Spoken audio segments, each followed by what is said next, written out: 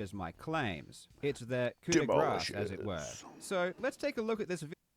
Hello, you absolute legends. Today, we are going to do something fun. Last year, I released a video about fraud and deception in the retro video game market. This created pretty huge shockwaves in the public and in the media, and has ultimately led to one of the key parties involved getting sued for market manipulation, among other things. This video was received very well by viewers. In fact, it's my highest rated video ever. Can you hear me now? Not everyone. Can you hear me now? The people I talked about in the video and other people who own sealed video games and really want them to be worth millions of dollars were very upset. Most of their anguish was released in the form of crazy rants. I wish it had a separate volume on the microphone for but luckily for us, one such monitoring made a very and well-produced audio, video but attempting to debunk my arguments. This video was so good and so compelling this isn't a real that it was stream. liked and shared by the This could be some construction stuff, get things going along for tomorrow morning, which is why there's background music, and you're gonna have to deal with me fucking eating the whole time. So let's take a look at suck this it. video and see if it's as good as they say. I am always open to honest Remember, and sincere make a clip, peer leave a review, comment. and there might be somewhere I was wrong. So I'm interested to see what this person has to say. Now, before we delve into it, I need to say something, and I need you to take it very seriously. In the video we are about to watch, this high-end collector will lie about me, misrepresent what I said, lie about others, misrepresent what they said, make up claims about me out of thin air, and attack my character. Thus, my response video will by its very nature make this person look bad. He But I don't is want you to leading go and the attack witness them, a little harass bit them, there. or even contact them if I'm you not a have any ill huge fan of the intentions. approach, This video is for but educational and entertainment purposes only. It's a way to delve into the minds of I do these like where he people ends up and to taking learn it. how they It's operate. nice to, With that being said, I really you hope know, you enjoy. it's not an attack. Now, Which is a lot legends, more if you want than to many eat people healthier, tastier food do. without all the fuss, you need to try this video's sponsor, HelloFresh. HelloFresh delivers incredible meals in the form of fresh, pre-measured ingredients right to your door. I'm a pretty busy guy who also has some lofty health goals, and I've been primarily relying on pre-packaged meals. But oh my lord, after trying HelloFresh, it's a night and day difference. Nothing compares to a home-cooked meal with fresh ingredients, and I was genuinely impressed at how tasty Fucking these hate meals that are. noise. Because I'm trying to get into shape, I go I with fucking the hate it. wholesome plan, but you can pick and swap meals to suit your own needs. There are a ton of great recipes. HelloFresh provides the exact amount you need for each ingredient, and the instructions are easy to follow, so there really isn't much thought or preparation required, which suits me because I'm a terrible cook, which is another benefit because you don't have to already be a great cook to whip up something delicious and healthy. I strongly recommend everyone tries HelloFresh if they haven't already, and you can use my link or go to HelloFresh.com and use code POLCARLSEP16 for 16 free meals across 7 boxes, plus 3 surprise gifts. And what's cool is that once you click, my description will live update to count up all the purchases. My goal is to hit 1 billion, so please go check them out. Graded video games made huge waves in the world of collectibles in 2021. From the highs of the $1.5 million Super Mario 64 sale, which made headlines in North America and beyond, to the lows of Carl Jobst's YouTube expose charging fraud and deception in the market. Good or bad, these events put sealed video games on the world stage. So the question remains, sealed video games, is it really a scam? Or is it a legitimate, collectible, investable asset? The video immediately launches into a straw man argument. A straw man is where someone replaces the argument you actually made with something else, usually something ridiculous. And then when they refute this easily refutable imaginary argument, it appears as though they won. I don't hold the opinion that graded video games are a scam, nor did I ever say that in my video. In fact, I even own and buy graded video games myself. My video focused on the actions of a specific grading company, What a Game, Shiza. and a specific auction house, Heritage Auctions. Grading companies and auction houses aren't scams in principle, and I even defended another grading company, DGA, for not manipulating the market like What a Games did. Grading companies can and do serve a purpose. For example, I personally like to buy North American games, but living in Australia, it's impossible for me to purchase personally vet everything I buy. So buying a graded game gives me much more confidence in a game's legitimacy and quality. I do see some people make comments on social media that grading is a scam, but that's not a position I hold, even though I do see the merit in what they are saying. Grading is arbitrary. It's a man-made concept, and I'll be the first to admit that thinking an object has more value because someone else put a rating on it is absurd, but I would never call it a scam. What Water and Heritage did, however, I certainly would. Prices were on a steady rise up, and then the pandemic. Coronavirus officially reaches pandemic proportions. With everybody stuck at home, alone, bored out of their mind, with nothing to spend their hard-earned dollars on, plus a yearning for the comfort and nostalgia, millions of new buyers entered the collectible space, and sealed video games were no exception. And during the pandemic is when price growth really accelerated. In fact, prices were rising so fast in 2020 that it wasn't unusual for a popular title to double or even triple in a few short months. He then spends several minutes trying to argue that the insane rise in video game prices was simply due to the pandemic, which is his opinion, and there are arguments for and against this claim. On one hand, I have heard stories of business owners abusing government stimulus loans to buy a ton of graded video games. But on the other hand, the pandemic literally put the entire world into a recession. People had less money overall. I do see a logical connection, however, between Water Games and Heritage auctions flooding the market with hype, and very wealthy people, especially those from the comic, coin, and card markets, buying games because they want to make money. And this isn't just a hunch. The wealthy people who do spend hundreds of thousands of dollars on a game literally admit that it's to make money. This is a little different than collecting movies. Obviously, we collect it. We thought this is an investment play. It's justified. This will be over $1 million someday. You heard me say it. I'll say it 100 times over. This should have gone. Like, I'm ecstatic. And the beautiful thing is the owner is having control over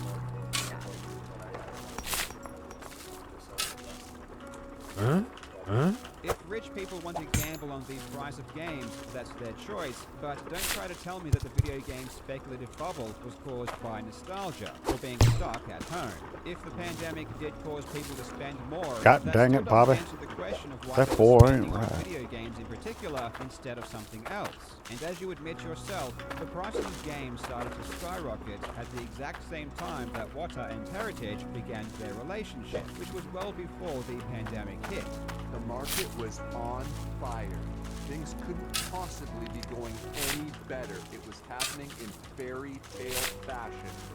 And then...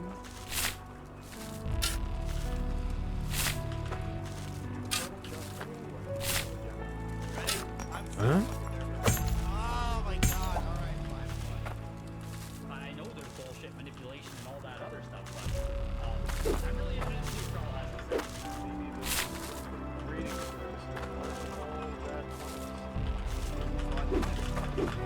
His name's Carl Jobs. The Carl Jobs video went viral overnight, seemingly discrediting every positive and momentous news article surrounding the hobby.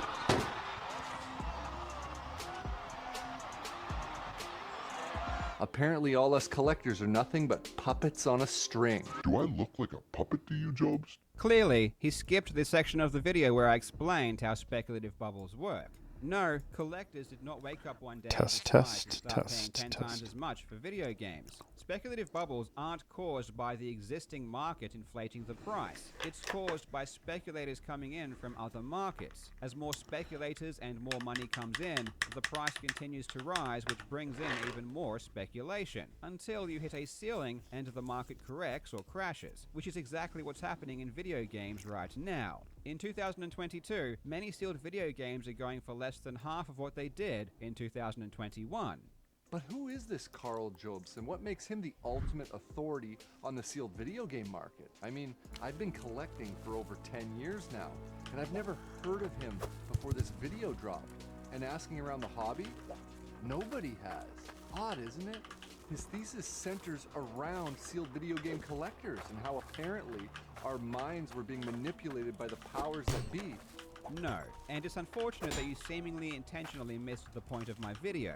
The video wasn't about video game collecting. It was about two companies, Water Games and Heritage Auctions, committing unethical and illegal acts in order to manipulate the market and to personally profit. It's far more about business ethics and advertising regulations than it is about collecting. The reason I was interested in this particular scam is because I love video games, and the fact that these companies and certain individuals were abusing them in a deceptive way for profit made me mad.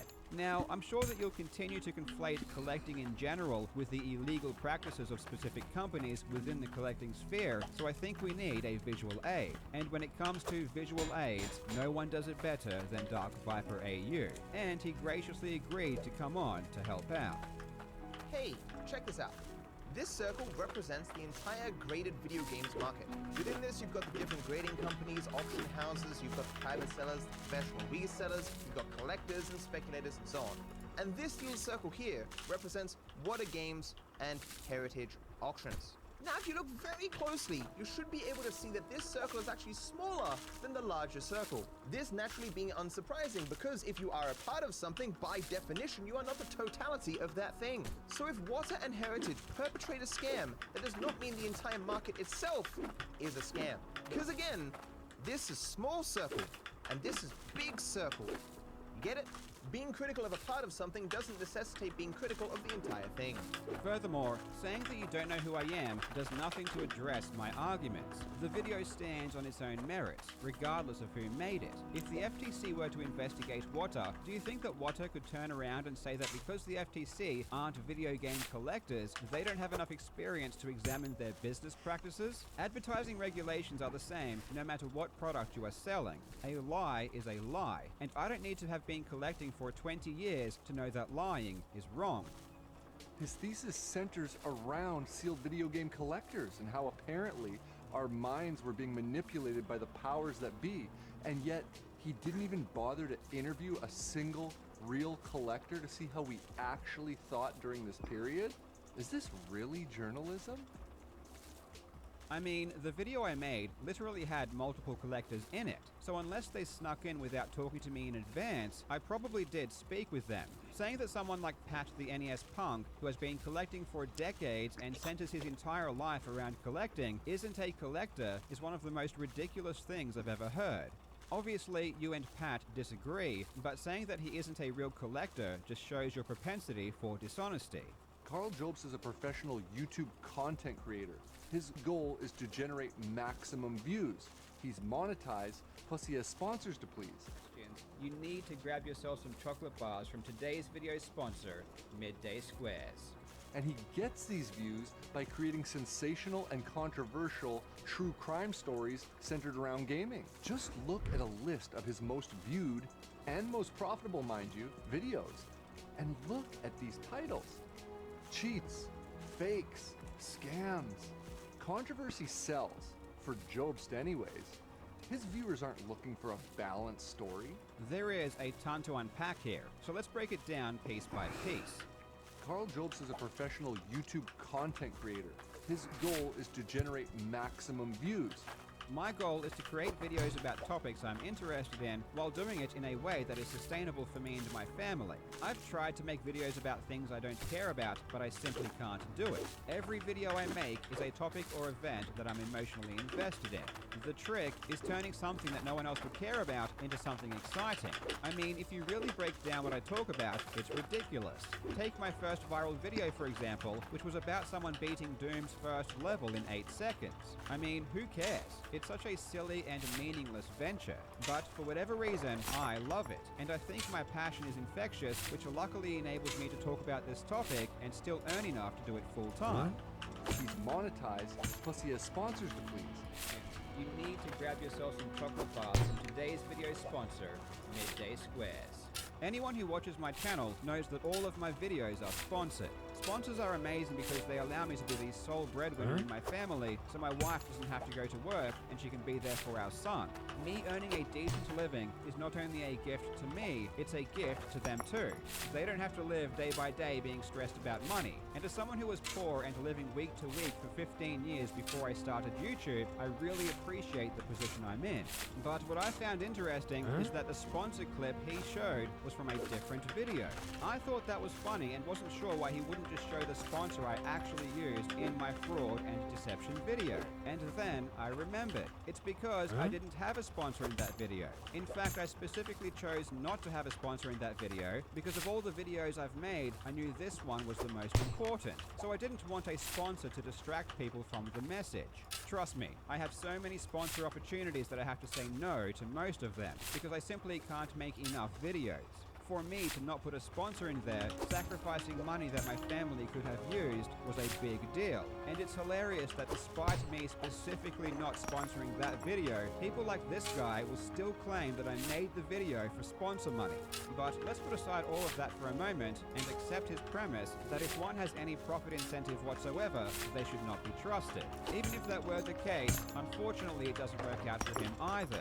This picture shows the entire revenue I've received for my video. It's a pretty good amount. The video did well and it was long, so the revenue generated per view was high. To a lot of people, this is a lot of money, but let's put it into perspective. See this collection in the background? This person stands to gain millions of dollars from the value of video games going up.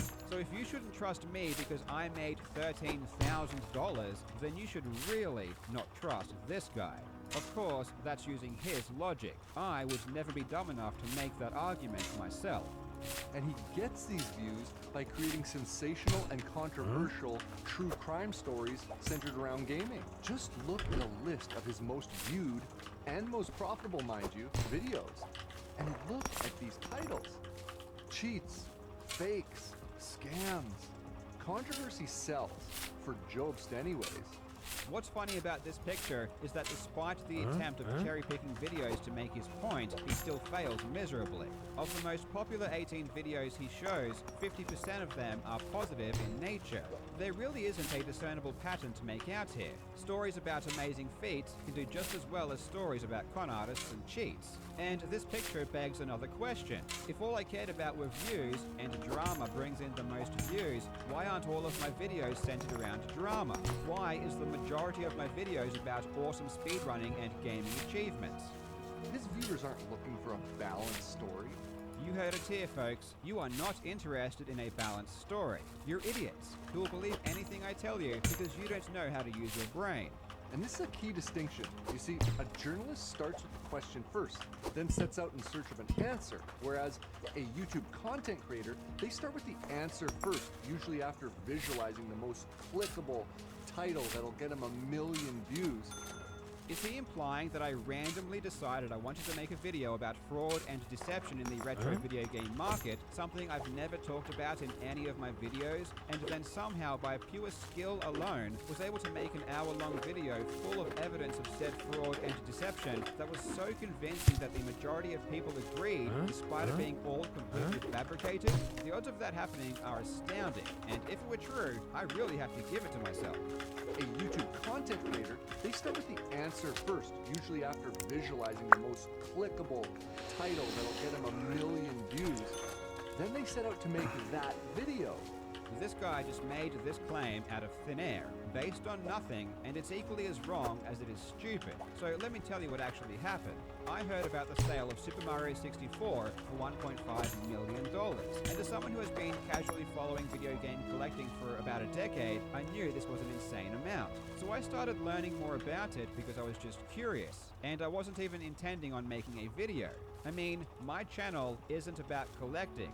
There is no logical reason I would decide to make a video about collecting to begin with. It's easy to make judgments after the fact because the video ended up doing well. But when I made the video, I didn't expect it to get views or for anyone to care.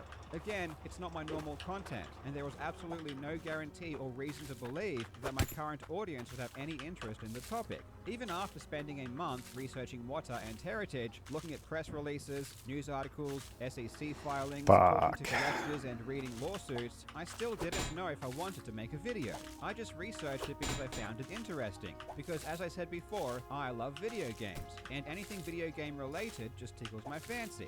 But I did make the video, and people responded well. Not because they are morons who'll believe anything like you implied, but rather because the evidence in the video makes things quite clear.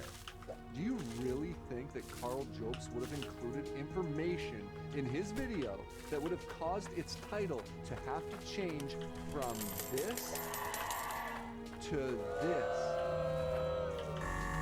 The title of the video isn't clickbait and reflects exactly how I feel. I believe there was fraud and deception in the retro video game market, and I wanted to expose it. If that's how I feel, why would I make the title what you think it should be? But the video was well produced and effective enough that even news sites saw the commercial potential in covering such a story, and the people gobbled it up. Hello. Not the actual collectors, mind you, people who have been collecting for more than, say, a year. They didn't give a damn about this story. If you do look back at collecting groups, collecting channels, and talk to collectors, you'll find that this video was a big deal when it was released. Even among video game collectors, the majority of them approved of the video. Even many sealed collectors agreed that it was an important video to make. But, yeah, from everyone else's perspective looking in, it looks way worse than I think people inside the collecting sphere understand. Which is why the backlash is so much. I believe that fully, and I think it's why, you know, a lot of things say, oh, why is Carl making this his fight? This outsider is coming, but I think in a lot of ways we need the outsider perspective to be the one to put this on a platform to see if, okay, this dude's looking at it now who doesn't have a vested stake in any of this shit. What does he think? You know, and you so easily put together dots where it's like, okay. The people who really didn't like it were the people I mentioned in the video, and especially the people with million-dollar games who really wanted to preserve their equity. It was exactly the groups specializing in speculation that were the most butthurt, and honestly, I really can't blame them. Not the actual collectors, mind you, people who have been collecting for more than, say, a year.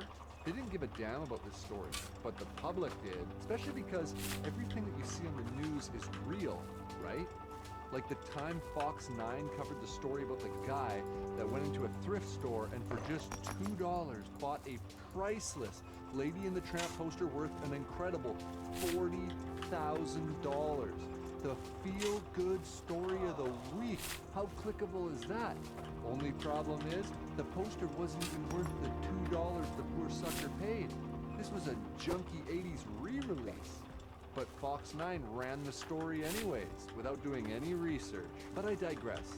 Yes, news organizations are terrible at doing research, and it's funny that you would bring this up as some kind of gotcha when this was a central focus in my original video. The news media was complicit in creating a speculative bubble by pumping out puff pieces spearheaded by water and heritage. Still, I don't see why this is relevant. Is he suggesting that because Fox News ran a story that was wrong, that my video is wrong? Again, I would simply implore you to argue against the actual content of my video. We are halfway through this video, and all you've done so far is a terrible attempt at character assassination of not only me, but all of my viewers. But this really isn't a good strategy. But I digress. So I had a few problems with the video. My main problem? He didn't present any actual proof of any real market manipulation, other than speculation, conflating... I feel like he did.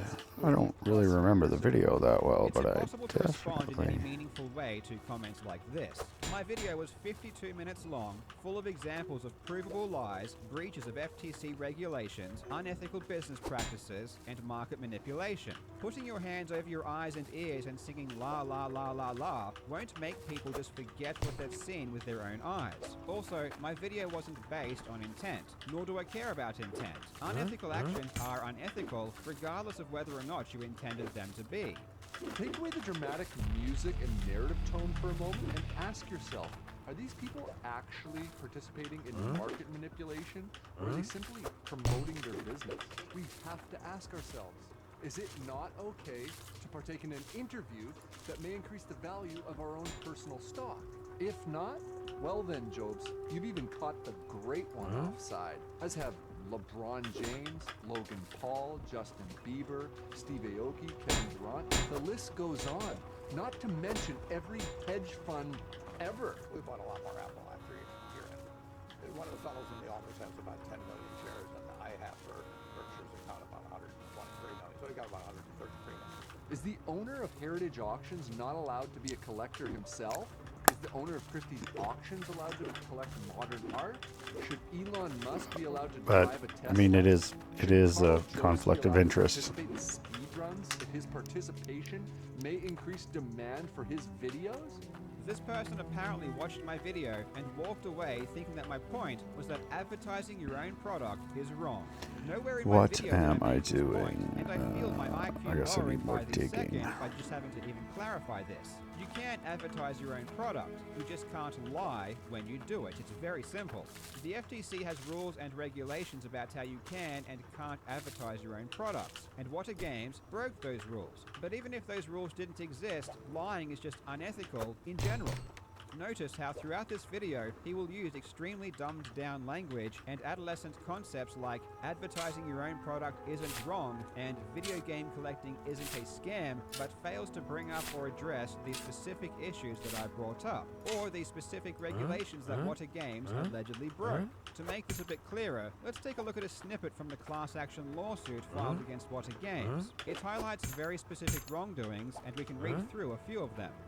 The public statements of Halperin disclosing the sale of the Super Mario Bros. Game and sale price on the Heritage Auction website without disclosing his relationship to Whatta. Khan's public comments on Heritage Auctions without disclosing Halperin's relationship to Whatta.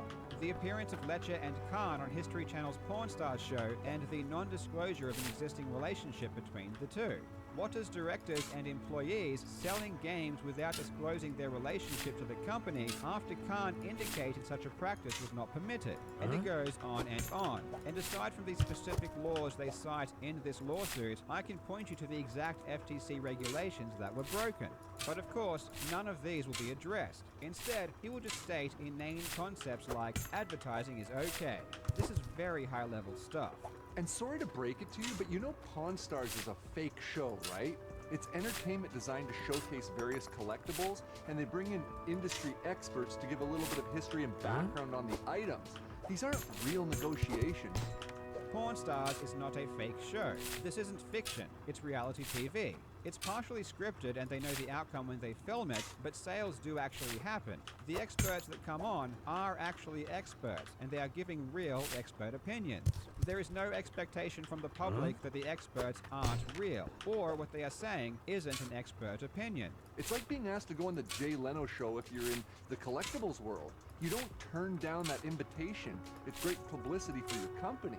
Dennis Khan absolutely can do exactly what he did. It wasn't what he did that was the problem. It's what he didn't do. What he should have done is inform the viewers that the owners of the cart he was appraising were part owners of the same grading company that graded it. Basically, the owners of the cart were Dennis Khan's bosses and gave his company money. There is a gigantic conflict of interest here, and it needed to be disclosed. But of course, that wouldn't happen, because as soon as Dennis Khan told the truth, the public would find the entire segment ridiculous, because it was. And for anyone that thinks that Dennis did something evil in his segment, Porn Stars even had Dennis Khan come on, and again, he pumped up the value. go rewatch it with your own eyes. He didn't offer a single opinion of value. Is he not allowed to discuss the history of video games? To be honest, with all the hype, I was surprised not to find any wrongdoing in this clip. Whoa, whoa, whoa, whoa, whoa. Come again? Go rewatch it with your own eyes. He didn't offer a single opinion of value. Okay, well, I've seen this segment many times, and he definitely did give an opinion of value, but let's double check. So if this went into an auction today, your estimate would be? It's really hard to tell. It hasn't sold on the open market. I know of firm offers that have been turned down at $300,000. It goes up from there. There's no ceiling. So he first implies that $300,000 was not enough because it was turned down. But then he specifically says it goes up from there. He didn't say it could go up, it could go down, who really knows? He said it goes up from there and there is no ceiling. It could be worth $1 million, maybe even $1 billion, but certainly more than $300,000. And remember, just a couple of months earlier, this cart was bought for only $100,000. Now I'm totally confused, because when I watched the clip, Dennis Kahn does give an opinion of value, but this guy said he didn't. I just don't know what to believe. Do I trust my own eyes and ears, or do I believe this person who keeps lying in his video? I don't even know what's real anymore. What's with this toxic mob mentality going on in America right now? We used to champion our heroes. Young guys like Dennis that put it all on the line to pursue their lifelong passion. To start a company at age 25 that gets bought out by hedge fund billionaire Steve Cohen within 3 years? That's amazing. That's the American dream. Well, I'm not American, and neither is the majority of the world, so appealing to the American dream doesn't really have any effect on me. All it really does is remind me of this. For what? Arresting me for what? I'm not allowed to stand up for myself? I thought this was America. Huh? Isn't this America? I'm sorry, I thought this was America. In all seriousness, starting up a business does not give you a free ticket to lie and deceive people. And how does Jobs get off claiming that... I haven't heard of a single legitimate collector buying any of these expensive games. Out of everything in my video, this is the one thing that I completely regret saying, and it's 100% wrong. Now, don't get me twisted, the speculative bubble was still caused by speculation, and I still believe that most high-value purchases are fueled by profit, but just because there is a speculative bubble, that doesn't mean that everyone in the market is a speculator. There are collectors that have been collecting sealed video games for many years, and obviously, if they still want to collect, they are forced into buying these games, even at such insane prices. Since I made my original video, I've met and formed relationships with some really nice graded collectors, and it's a huge shame that graded collecting in general got tarnished by the actions of a small group of individuals. I was actually shocked at how nice some of the collectors were, and I want to give a huge shout out and some appreciation to a few of them that have helped me a lot. The first is Get the Greg Games, who runs a YouTube channel talking about the graded video game market. He is a super nice guy and has an awesome community. I definitely think you should give his channel a follow. And I also want to thank Minus World and Dan, who have been extremely helpful to me when it comes to learning about and buying games. I really want to stress that most of the collectors I've spoken to have been pretty cool people, and I don't want you to have the idea that every sealed collector is bad just because of What Are Games, Heritage Auctions, and the speculators that are abusing the hobby. And he went as far to accuse Eric Nierman, a guy that's dedicated thousands of hours of his free time to studying this hobby, of not being a real collector. Very few people are this dedicated to a hobby. That's the definition of a collector. Jobs has no idea what he's talking about. Eric Nierman literally admitted that he didn't even know the retro video game market existed and got into it to make money. He borrowed $1 million from his rich friends and created a company with the specific intention of profiting from rising video game prices. I'm not even sure why you would argue this point when he explicitly explained his intentions. Of course, that same week I discover on Heritage Auctions vintage video games, which I never even knew existed. And then when when it plays through in my head, I'm like, oh my god, this is like so much better than cards, and not for me. Wow, if this even catches up a quarter of to where cards have gone, you know, we could see 100x returns just at the beginning, you know, because it was so new. As a collectible investment, this is like everything that I saw on the Mike Trout card, but like to the max on steroids. And for me, it was a time machine. It was literally like if you could like, I always said to myself, I would look at like Nat Turner's collection of cards on Instagram at that time, and I was like, wow, if only I could go back 10 years and just like hang out with him and just buy everything he was buying. And you know, it's that time machine that everyone has. You guys have with NFTs. It's always that if I could go back, I could be a billionaire, right? So I said, this is my moment that I'm gonna go back in time, but it's gonna be today, and I'm just gonna go for it. But I had no money, so it was just a crazy idea, and I thought it was a genius idea, but even if I had the $75,000, I wouldn't have made a dent in the market, and I had just spent it on the cards, so that was tied up. So I was kind of like down about it, but thank God my brother-in-law was in town for Passover. It was Passover time, And I was talking to him about it. He's like, that sounds insane, but you seem like really confident about it. He goes, what I do when I have an insane idea and I'm really confident, I start a hedge fund. I'm like, what do you mean? He's like, just, speak to intelligent business people, pitch them your idea like you're pitching anything else, and if they believe in it, maybe they'll fund you and you could do your thing. And I'm like, that's a genius idea. One thing that was important to me also, I wasn't dumb. I knew this was a very speculative, crazy idea. It wasn't responsible at the time, per se, what most people were investing in. But sometimes those are the ones that hit the jackpot. You have people that have devoted their entire lives to collecting and have been collecting for decades, but when Eric and his rich friends pull together a ton of money and buy every expensive game they can find, this instantly makes him one of the most avid collectors in the world. It's a joke. Honestly, I hate focusing on Eric, and I wouldn't have brought him up again if this video hadn't made such an insane argument. Eric was merely an example of how these high-end speculators use money and the media in order to abuse a market for their own gain. Jobs has no idea what he's talking about. Is Pat Contry Job's only definition of a collector? The same guy that says that true collectors should rip open their one-of-a-kind sealed games because games are meant to be played? Is that really a collector?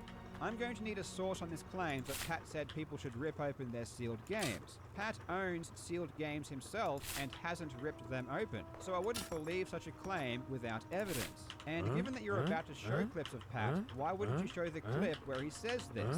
My definition of a collector is someone who buys a game for the sake of owning it, and without the intention of selling it later. It's someone who buys a game because they want to keep it, not because they want to profit from its sale once the value has gone up.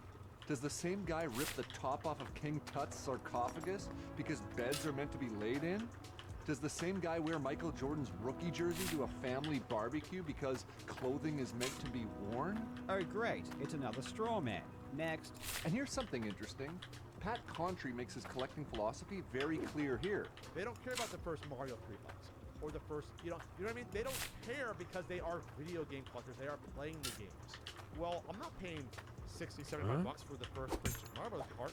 I'm fine with the second, third, fourth, fifth, sixth print runs. Because I just want to play what to me is one of the best platforms ever created. I don't give a shit that this came out 6 months before this other version. I don't care. I just want to play the game. But in the next breath, I can't even drop the money I want to drop on an Amazing Fantasy 15 grade because the price keeps going up 20% each year. if variants don't matter because comic books are meant to be read, why would you spend $20,000 on an original when you could buy this copy for $20? It reads the same, and comic books are meant to be read, right, Pat? This is truly beautiful. The first clip seems a bit strange because Pat is saying they, so it doesn't seem like he's talking about himself. They don't care about the first Mario 3 bucks or the first, you know what I mean? They don't care because they are video game collectors. They are playing the games. But in the second clip, he definitely says, I don't care, I just want to play the game. Because I just want to play what to me is one of the best platforms ever created. I don't give a shit that this came out 6 months before this other version. I don't care. I just want to play the game. But sometimes, not everything is as it seems. Whenever you see clips like this online from people trying to discredit someone, you should always check the source before believing it. So let's take a look at this quote and check out the original context. Because if a video game vendor has a Super Mario Bros. 3 cart, and it is the first print of it, and puts the brothers to the left, and then tries to sell it for 3 or 4 times the value, tries to sell it for 60 bucks,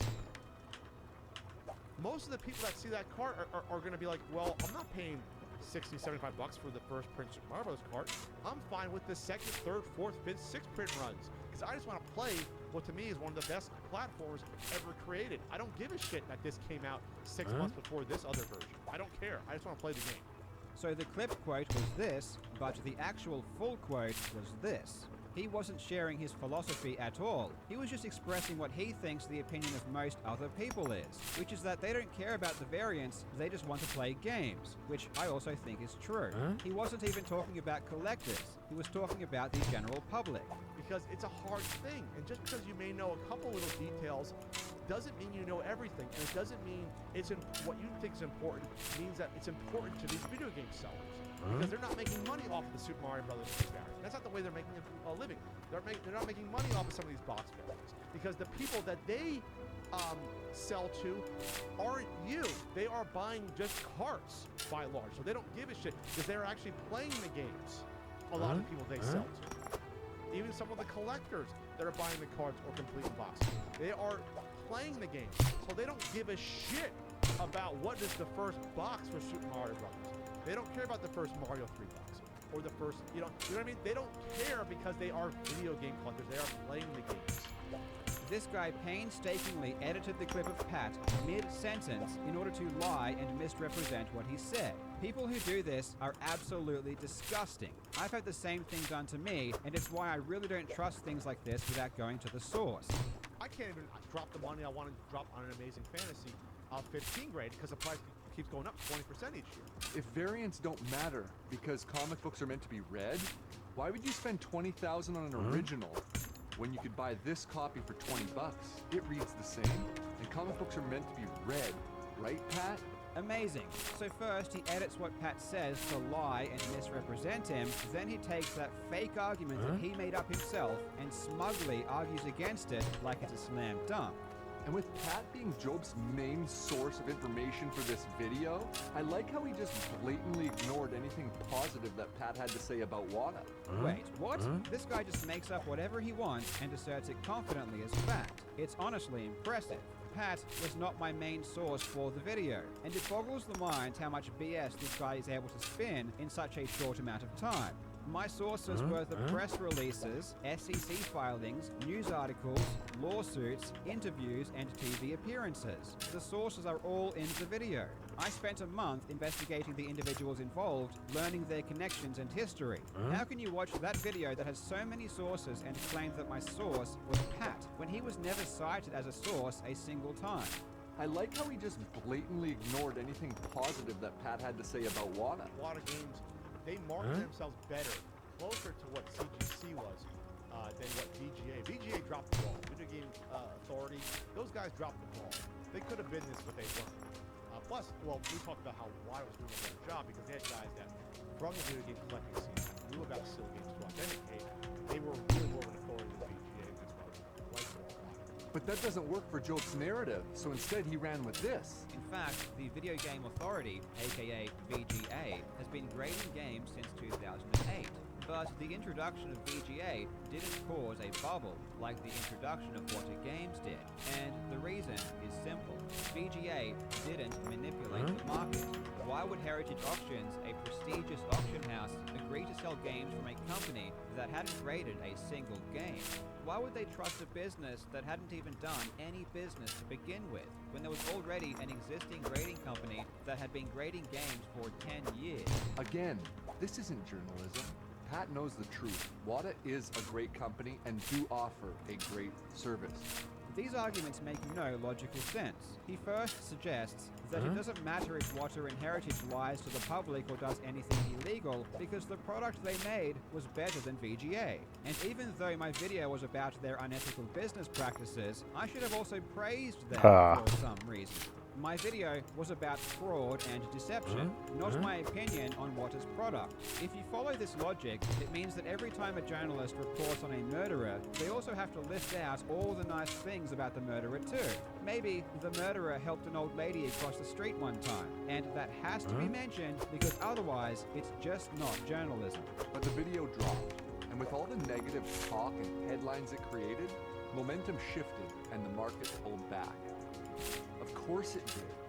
With the recent rush of new buyers, they didn't have time to properly ground themselves within this hobby. When they read headlines of fraud, they don't know what's going on. Naturally, they'll put their buying on hold. Don't buy. This video is the true manipulator. Okay, now I'm confused again. Earlier in the video, he said this. Apparently all us collectors are nothing but puppets on a string. Do I look like a puppet to you, Jobs? His thesis centers around sealed video game collectors and how apparently our minds were being manipulated by the powers that be. So on one hand, collectors aren't puppets, but my video also somehow had a massive impact on collectors and caused the market to nosedive. And when Jobst finally spoke with some real collectors only after the video dropped, he learned some real truth. Since you've made the video, how much has your perspective changed? Yeah, as far as the collecting stuff goes, my perspective has changed a lot. My impression of it was all speculation, but now you've got every collectible is ballooning. Even I wouldn't be able to predict what is or isn't normal, what things should or shouldn't be. You know, speaking with you guys, speaking with other collectors, definitely changed my perspective as far as that goes. But definitely the collecting side was, yeah, I believe that I was quite wrong. I don't know. I was probably quite wrong with the collecting stuff. Yeah, I freely admit that. I'm not saying any of these recent big sales are anything like shady going on with them. And when it came to the actual collecting side of it, I didn't do much research. I didn't even consider the possibility that I was like way off there. Oh, nice. Some more out of context clips. And once again, he completely misrepresents what we were talking about. So I don't really need to grab the entire source this time, as even in the clips he showed, it was clear I was talking about collecting. I even used the word collecting, which I would never do if I was talking about speculation. I wasn't talking about the illegal business practices of Water and Heritage, I was talking about something else. And in that same video, I specifically clarified that. I feel like my perspective is too biased. I mean, I have my opinions about the ethics side of it, the behaviors, which hasn't really changed through anything that I've really learned. But the percentage of speculation and all that kind of stuff is definitely changing. Remember, I did say at the beginning of this video that this guy would continue to conflate collecting with the speculation caused by Water and Heritage. And if it happens again, I'm going to have to get Dark Viper one more time. I don't know. Yeah, I'll try to, when I talk about it again, I'll try to temper what I said. I think moving forward, I understand.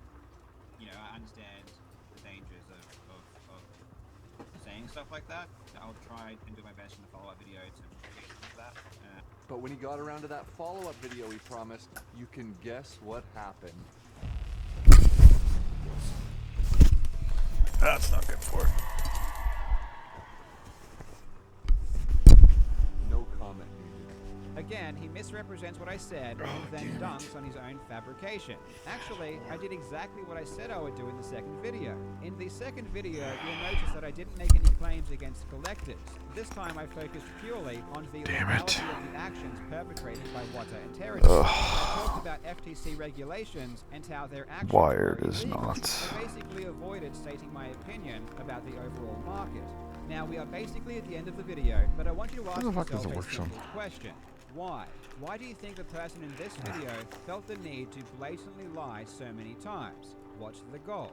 Well, I think he sums it up best himself when he concludes his video. My first big purchase was this copy of Super Mario Bros. 1 Round Seal for NES, for which I paid the hefty price tag of $3,000 at the time. And here's what's important.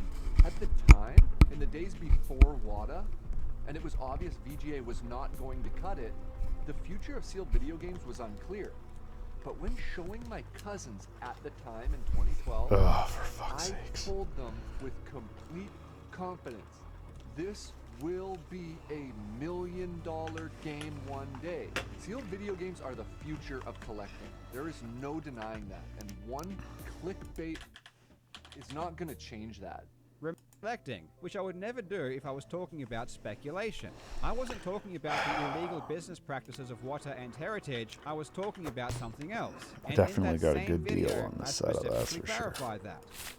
I feel like my perspective is too biased. I mean, I have my opinions about the ethics side of it, the behaviors, which hasn't really changed through anything that I've really learned.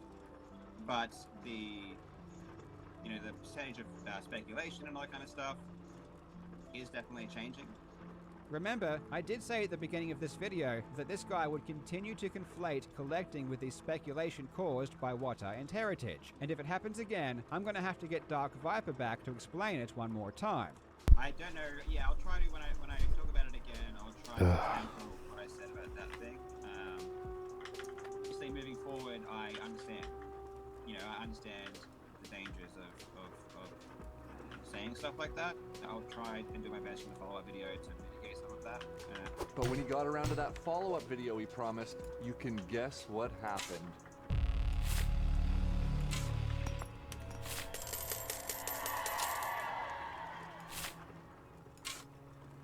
No comment needed. Again, he misrepresents what I said and then dunks on his own fabrication. Actually, I did exactly what I said I would do in the second video. In the second video, you'll notice that I didn't make any claims against collectors. This time I focused purely on the legality of the actions perpetrated by Water and Heritage. I talked about FTC regulations and how their actions were illegal. I basically avoided stating my opinion about the overall market. Now we are basically at the end of the video, but I want you to ask yourself a simple question. Why? Why do you think the person in this video felt the need to blatantly lie so many times? What's the goal? Well, I think he sums it up best himself when he concludes his video. My first big purchase was this copy of Super Mario Bros. 1 Round Seal for NES, for which I paid the hefty price tag of $3,000 at the time. And here's what's important. At the time, in the days before WADA, and it was obvious VGA was not going to cut it, the future of sealed video games was unclear. But when showing my cousins at the time in 2012, I told them with complete confidence, this will be a $1 million game one day. Sealed video games are the future of collecting. There is no denying that, and one clickbait video is not going to change that. Remember, this is the video being praised as an amazing response to my video. A video full of lies, deceit, and manipulation. The exact same thing that I was calling out. So I guess it does make sense that the very same people who caused and benefited from the video game speculative bubble would be drawn to it and think it was a good video. What's ironic is that while people like this accuse me of harming the collecting hobby, their own compulsive need to lie does more damage than I ever could. And until they stop letting their greed dictate their morals and start telling the truth, the public will continue to hate them, and for good reason. Despite the bad actors, video game collecting, whether it's loose, complete in box, or sealed, is still an awesome hobby. Don't let the con artists take away any appreciation you have for these rare games. Personally, I can't wait to buy more games that are special to me. I don't care how much they are worth, I don't care if they go up in value, I never intend to sell them, I just think they are cool and they mean something to me. And I do suggest, if there is a special game for you, that you try to get yourself a good copy, and give it the love that it deserves. As always, thank you so much for watching, you legends. I hope you are having a fantastic day, and I will see you in the next video.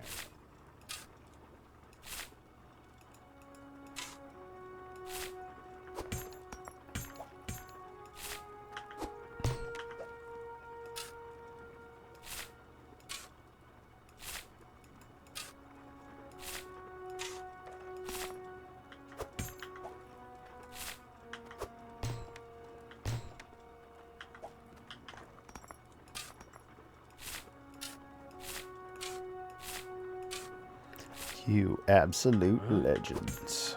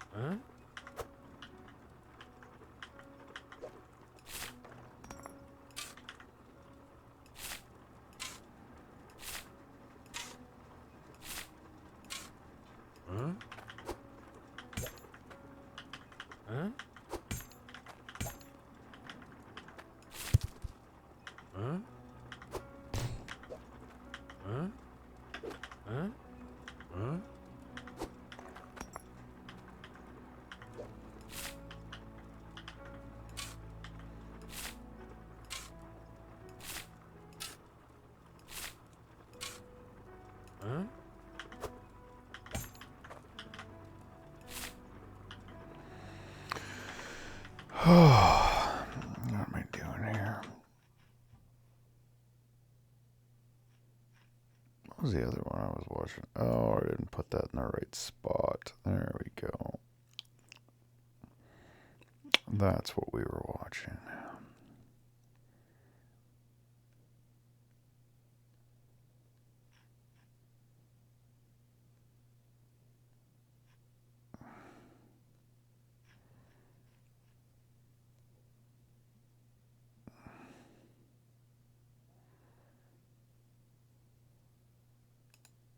Hello, you absolute legends. 2 months ago, I released my first video exposing the fraud committed by the completionist and his charity, the Open Hand Foundation.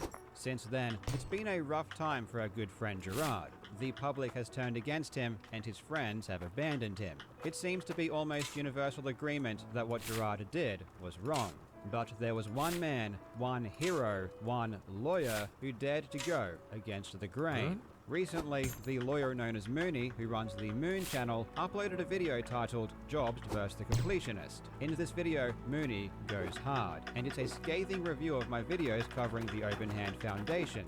According to Mooney, I'm dreadfully uninformed, and lack the sufficient knowledge to talk about whether or not what the completionist did was illegal. On top of that, he goes on the defense on behalf of the completionist and Open Hand, saying that this is normal and even expected behavior of a charity. A lot of people came away from that video with a new sense of understanding. perhaps Carl was reckless, ignorant, and maybe even malicious. I mean, Mooney says as much in his video. According to Mooney, I wasn't genuinely trying to find out what happened with Gerard and his charity. I basically just decided he was a fraudster from the get-go, and then I proceeded to try and destroy his career and ruin the future of dementia research without considering anything else. The reason so many people were persuaded by Mooney's video is because of how confidently and smugly he talks. I mean, he sounds almost as pompous as me, which is extremely hard to do. But unfortunately, people have been misled, because Mooney has absolutely no idea what he's talking about. This is one of the most stunning examples of the Dunning-Kruger effect I've ever seen. We are talking about a very serious situation here. Charity fraud ain't no joke. If you're going to comment on it one way or the other, you should probably try to inform yourself on what happened. For my part, I conducted an investigation which involved talking to the completionist, getting official statements from Openhand, spending countless hours looking through Indieland VODs, researching Gerard and his family, and cross-checking my findings with research partners. At the end of my investigation, I presented my conclusions.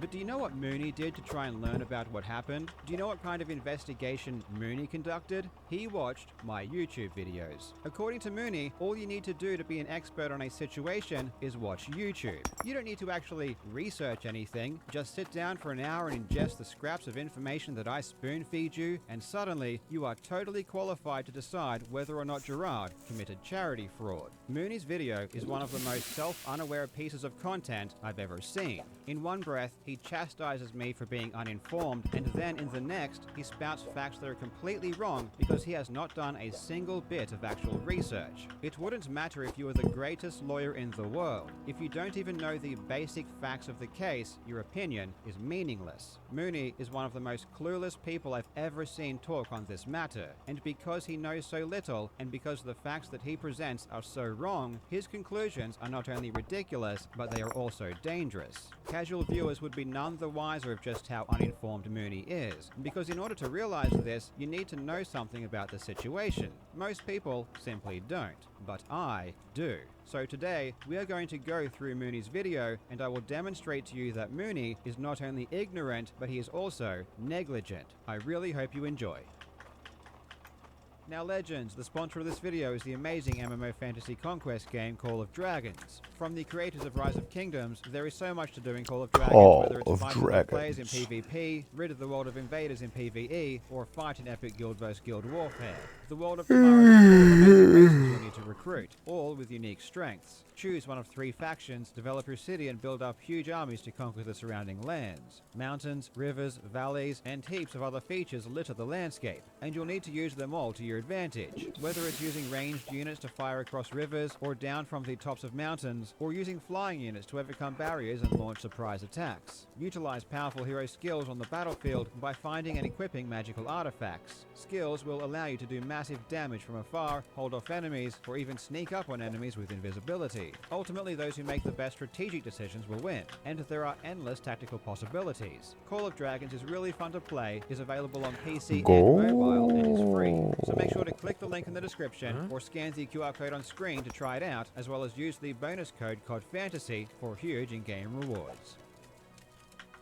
Now, before we get stuck into the details, I want to quickly address something. You might notice throughout this video that I seem a bit annoyed, maybe even angry. And the truth is, I am angry. I'll try not to let that impact this video too much, but it will have some kind of impact. And I want to let you know why I'm angry. At the end of Mooney's video, he has an entire section highlighting how much money he thinks I made from talking about Openhand. That's around $40,000 in YouTube income and $16,000 in sponsorships.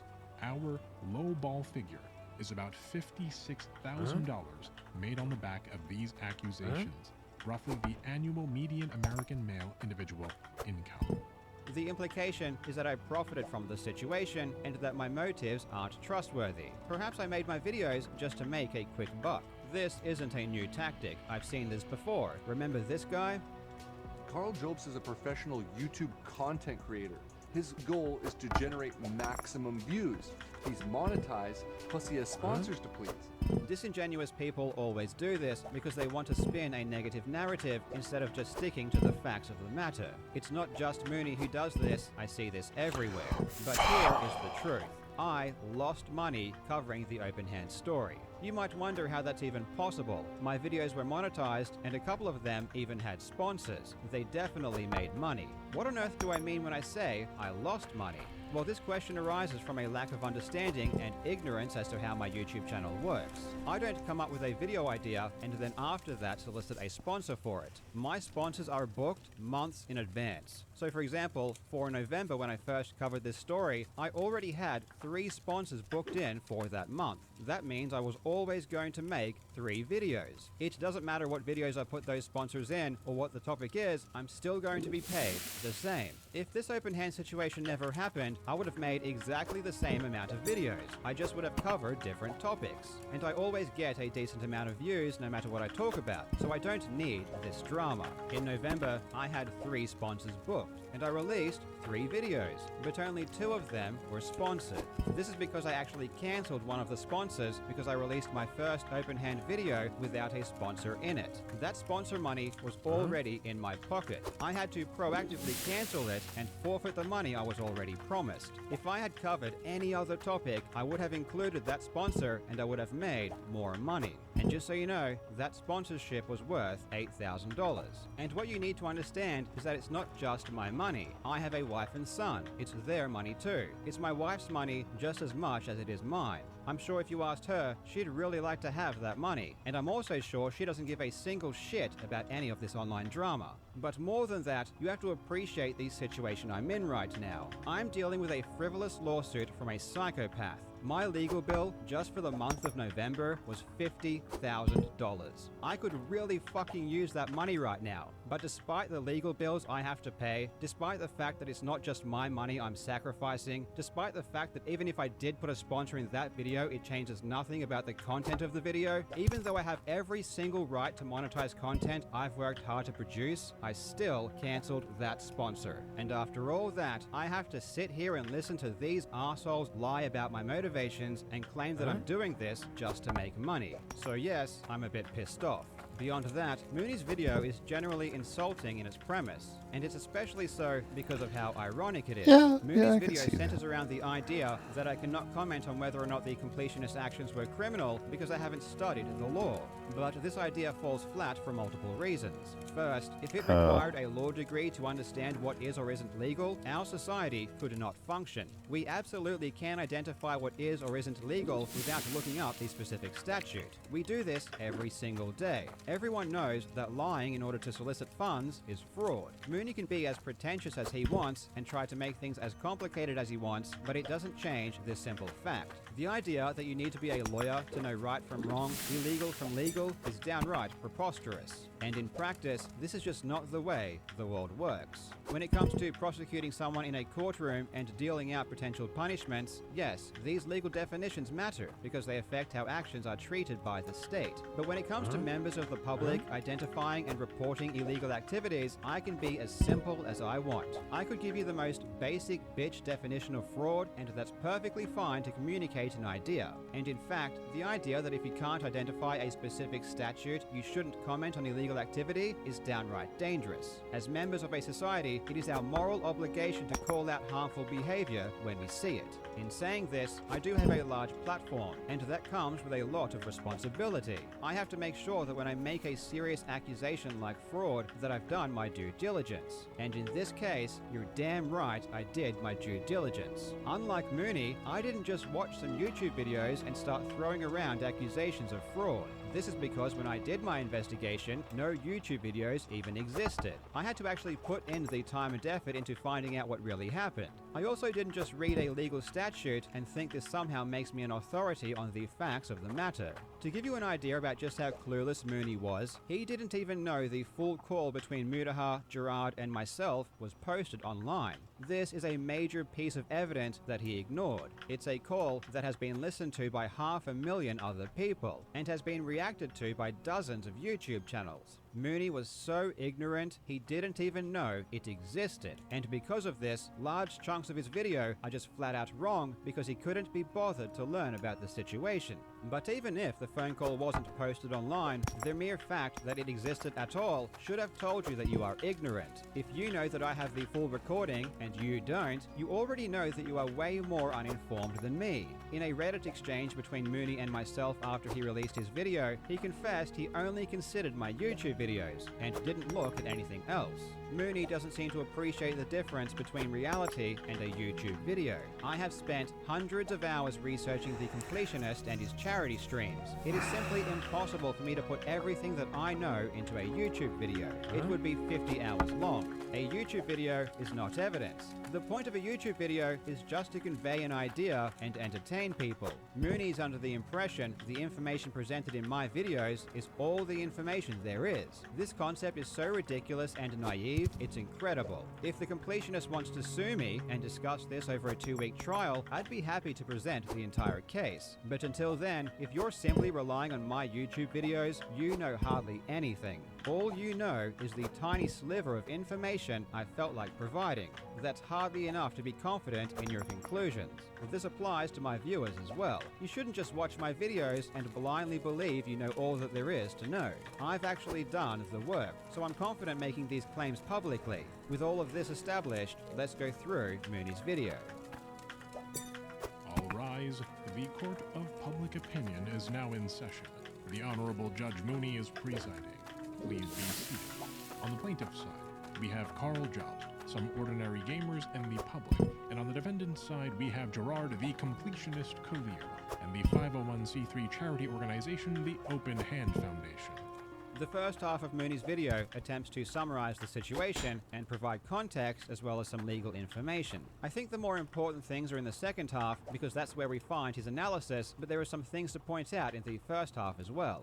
Gerard the Completionist Khalil is a successful YouTuber. He runs an annual fundraising event called Indieland, which raises money for the Open Hand Foundation, a charitable organization founded by his father in memory of his mother, who sadly passed from frontal-temporal dementia in 2003.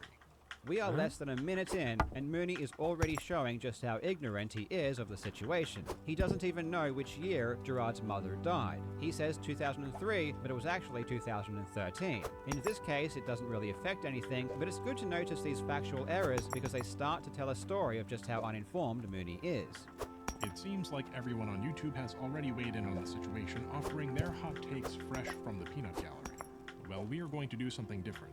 We are going to approach this situation like a lawyer does, and break down each allegation levied by the plaintiffs, weigh it against the evidence, and present our findings.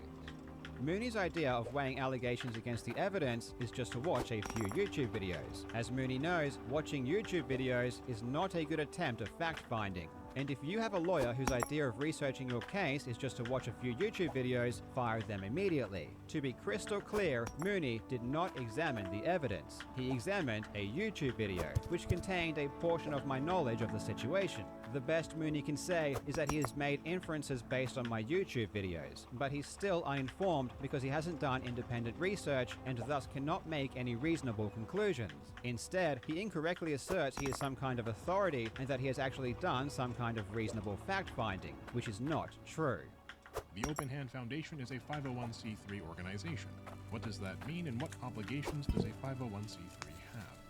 Mooney spends a large portion of the video talking about 501c3 legal obligations, to which I don't feel is relevant to my particular claims. I've never discussed the legal obligations of charities, nor would I be smart to, because I simply don't know. But this isn't about legal obligations. For example, I never said it was illegal for a charity to withhold all of its donations. I never said a charity legally had to disperse a certain amount of money. I never said a charity couldn't have expenses. What I said is that when Gerard tells the public he is doing something very specific with that money when he in fact is not, this is fraud.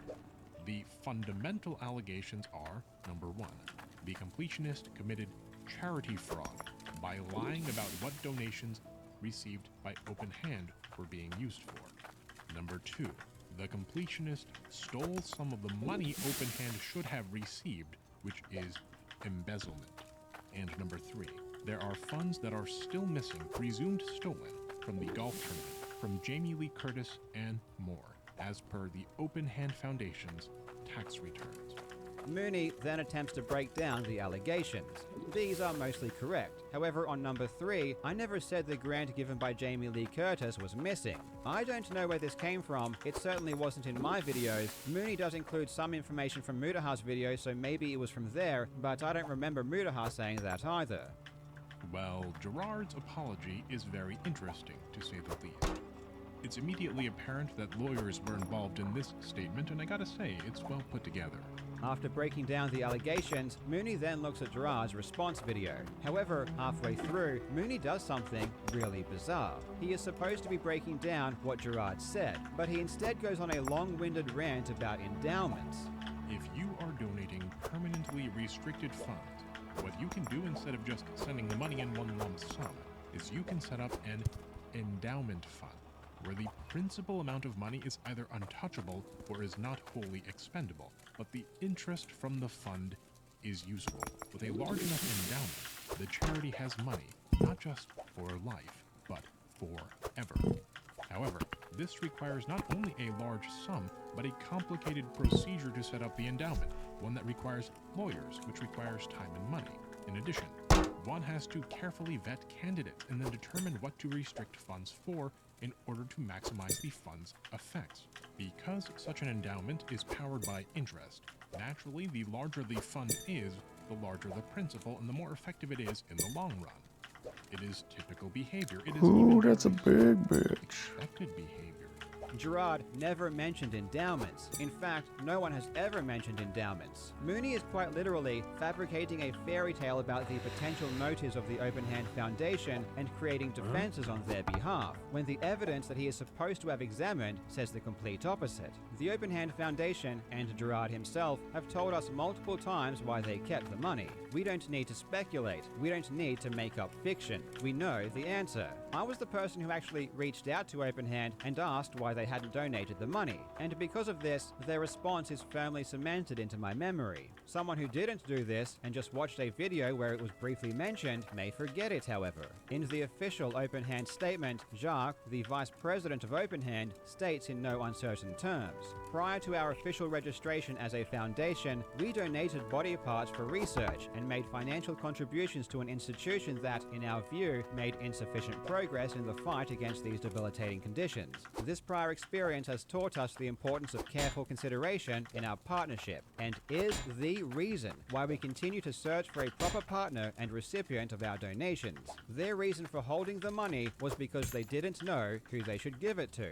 This isn't ambiguous in the slightest, and Mooney seems hell-bent on ignoring the statements of the party in question because he either forgot they existed or, even worse, never even bothered to read them in the first place.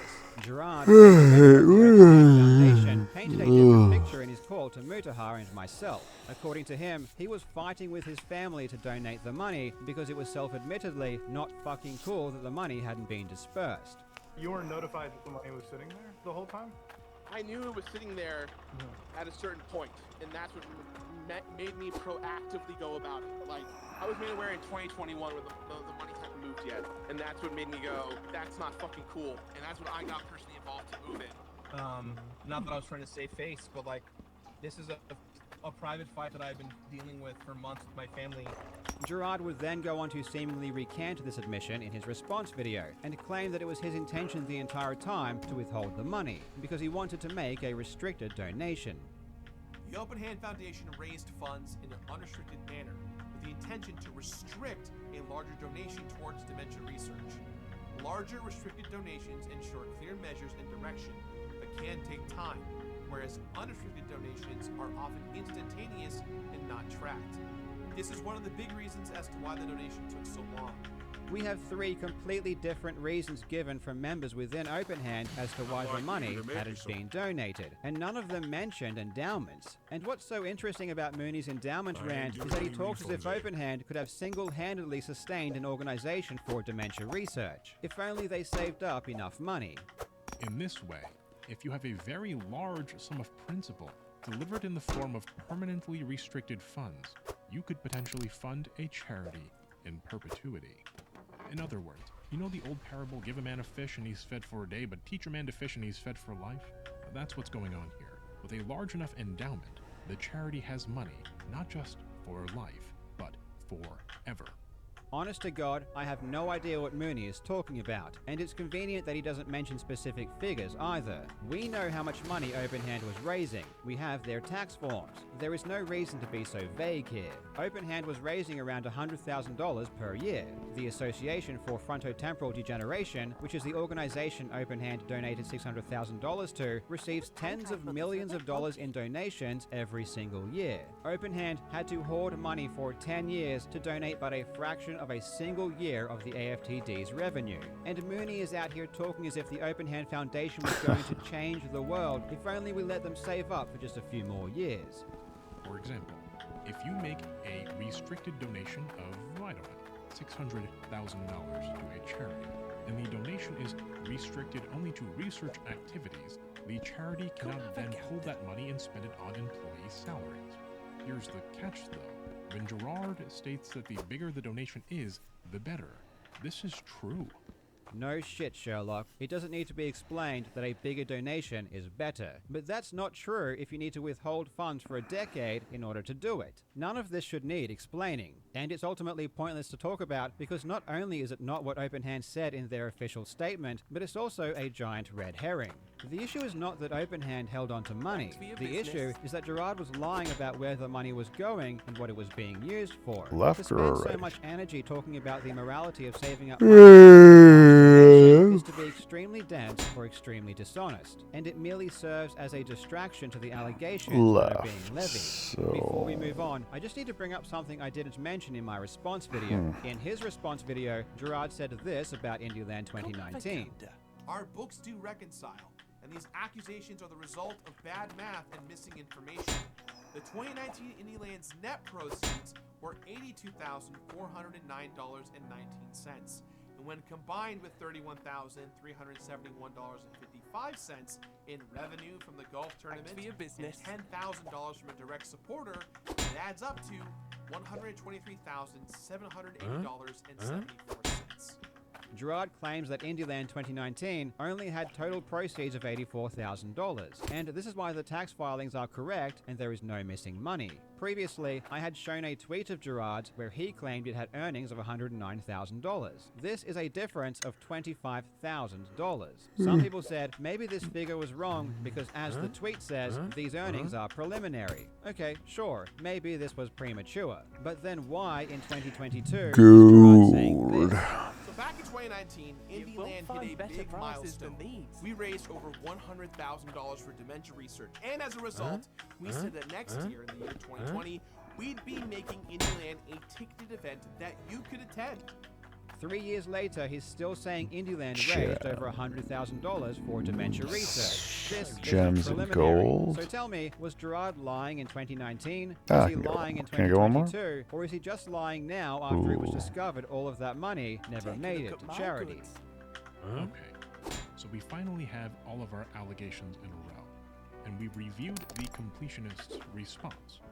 It's time to break down each allegation and weigh each one against the facts and the law.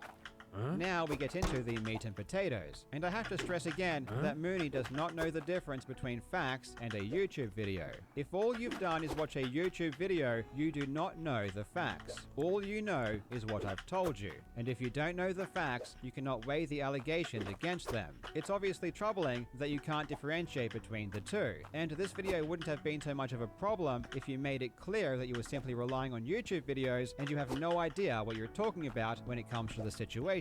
But that's not what you did. You made people believe, incorrectly, that you had examined the evidence, when you did not. Let me preface this section by stating that prior to this drama, I had never watched a completionist or Jobst or Mutahar video and that I don't have a horse in this race.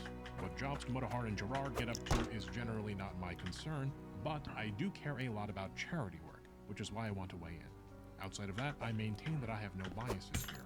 Mooney has no idea who I am, who Mutahar is, or who the completionist is, and claims he doesn't have a horse in this race. However, from his statements in the video, it's clear that this is not the case. As we will see, Mooney creates false narratives about my thought process and my intentions. He makes false claims about me with no substantiation whatsoever, and his false claims are always as negative as possible. When it comes to Gerard, his interpretations are always positive, even though they are equally as false and uninformed.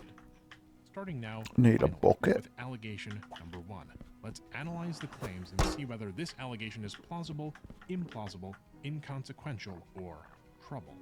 We'll start by asking a simple question. If you are going to make a legal allegation pursuant to a legal term with legal consequences, where should you get your definitions from? Well, I'll tell you where you shouldn't get your definitions from. Jobst and Mutahar both pull their definition of charity fraud, which is their primary and most severe allegation, from LegalMatch.com, which is basically the lawyer's version of Christian Mingle. It helps prospective clients find lawyers. It's not a reliable legal resource. Jobst uses this definition. Charity fraud is when someone takes advantage of a charitable or nonprofit organization for their own personal gain. But you see, this is not a legal definition. Open Hand is based in California.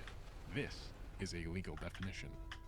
Mooney really has a problem with the fact that I talk about fraud in the general sense. According to Mooney, us plebs who can't recite the specific legal statute aren't worthy of talking about fraud because it's too complicated. We as the public should just sit this one out and let the amazing, far superior, far smarter people known as lawyers handle this one. Ultimately, Mooney tries to make this more complicated than it needs to be, because the definition he eventually arrives on is exactly the thing I'm accusing Gerard of. I am fully aware of what fraud is, and that's exactly what I'm saying the completionist did. In my videos, I use a simplified definition because it's just a YouTube video, and the point of a YouTube video is to effectively and efficiently convey an idea to a lot of people. The point of my YouTube video isn't to convict Gerard of a crime. That's ridiculous, and therefore the specific statute doesn't apply in any way, shape, or form. What's the difference here between definition 1 and definition 2 aside from the length and clarity? Well, definition 1, being a simplification, is unclear about what the terms takes advantage and personal gain mean. And definition 1 uses organization language when definition 2 uses purpose language. Mooney does a bait and switch. He performs sleight of hand. He asserts this is a problem of definitions, but it really isn't. The definitions he uses don't change my opinion, because they still accurately fit the accusation I'm levying against Gerard. It doesn't matter what definition I put in the video, it doesn't change the facts, and it doesn't entirely encapsulate my own thought processes. Again, the purpose of a YouTube video is first and foremost to entertain, because if a video isn't easy to understand or entertaining, people won't watch it and I will get less money. If you take money for charity reasons and you say something about what that charity is or does, how much it costs to reach out to get that money, or how that money is going to be used, and you can't back up what you said with facts, then you're guilty of a misdemeanor, as long as you know what you said is untrue or you acted irresponsibly, when you really should have known the things you said were untrue. But Mooney, I can hear you say, that definition was exactly the same as the first one, right? This is just semantics. Well, if you think the distinctions are semantic, then respectfully, you aren't qualified to be calling this behavior certainly illegal.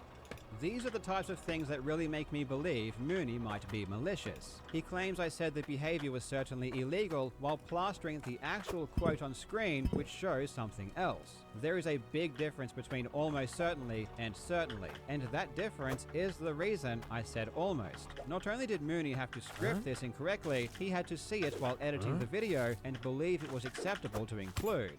He states that Open Hand has partnered with or worked with organizations, including the USF and the Alzheimer's Association.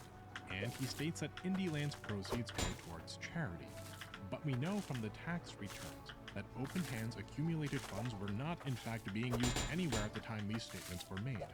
That said, these statements are not conclusive, direct evidence of wrongdoing.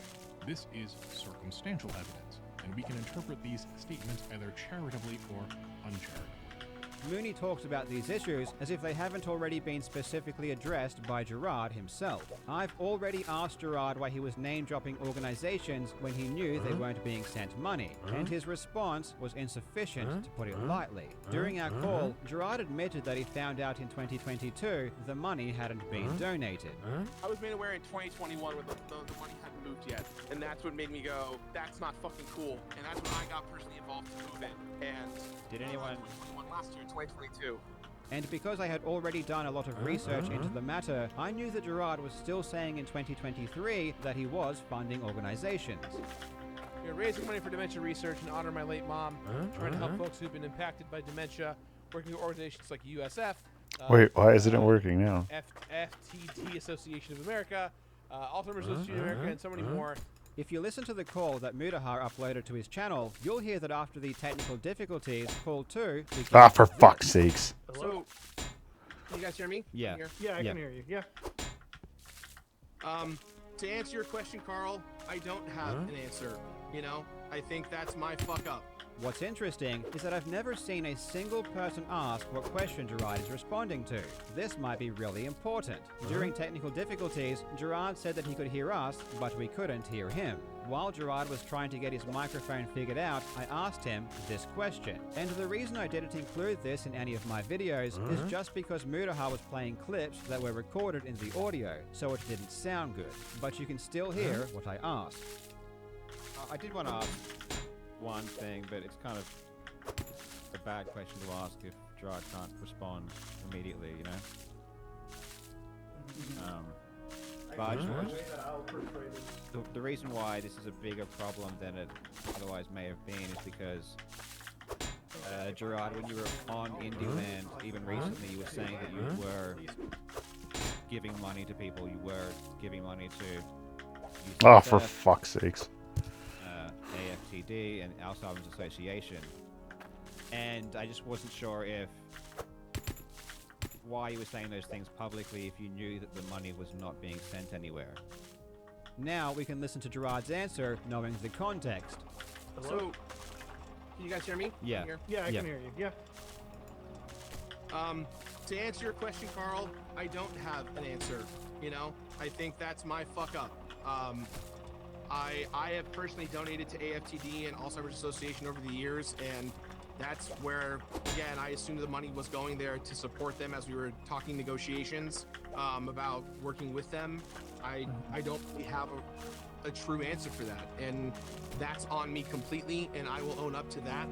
This answer is not good. I mean, he even says he doesn't have an answer and that it's his fuck up. He then says that he made personal contributions to those organizations, which doesn't count, and says he assumed the money was going there. But that makes no sense because he already admitted that he knew in 2022. I distinctly remember immediately understanding during that call that Gerard was spouting nonsense. I felt as though he was lying to us, which did end up being true. And this is one of the reasons I didn't say much during that call. Working with or even partnering with an organization doesn't necessarily imply funding it. Susan G. Komen is a public charity for breast cancer awareness, but their actual contributions to breast cancer research are somewhat limited. And that's okay. That's not only legal, but arguably, depending on one's perspectives, also ethical. It could be the case that Open Hand is working with USF or the Alzheimer's Association in ways that aren't necessarily reflected on the tax returns.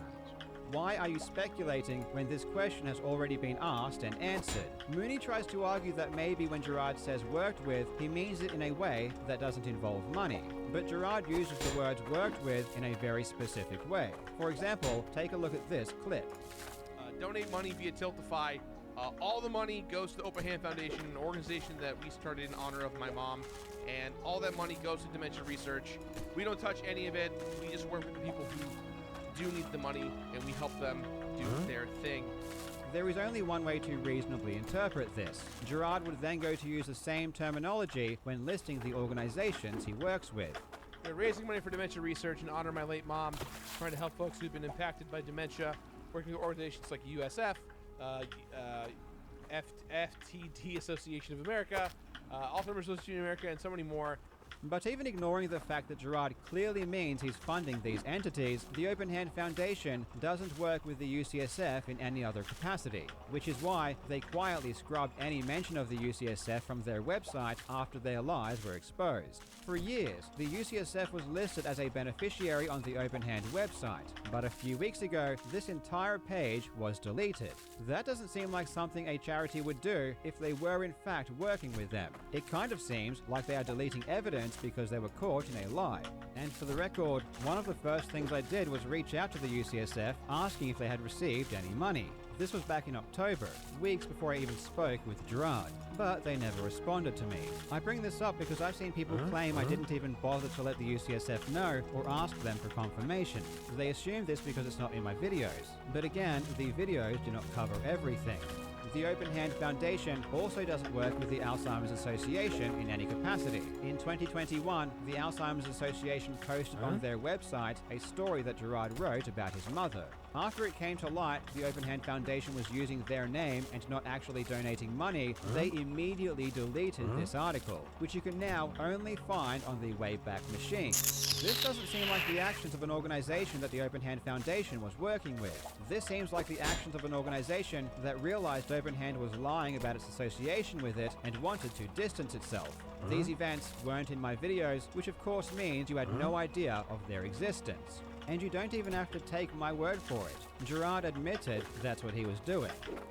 During several recent Indieland events, press interviews, and podcasts, I went on record saying where the money was going to and that the Open Hand Foundation had worked with various organizations.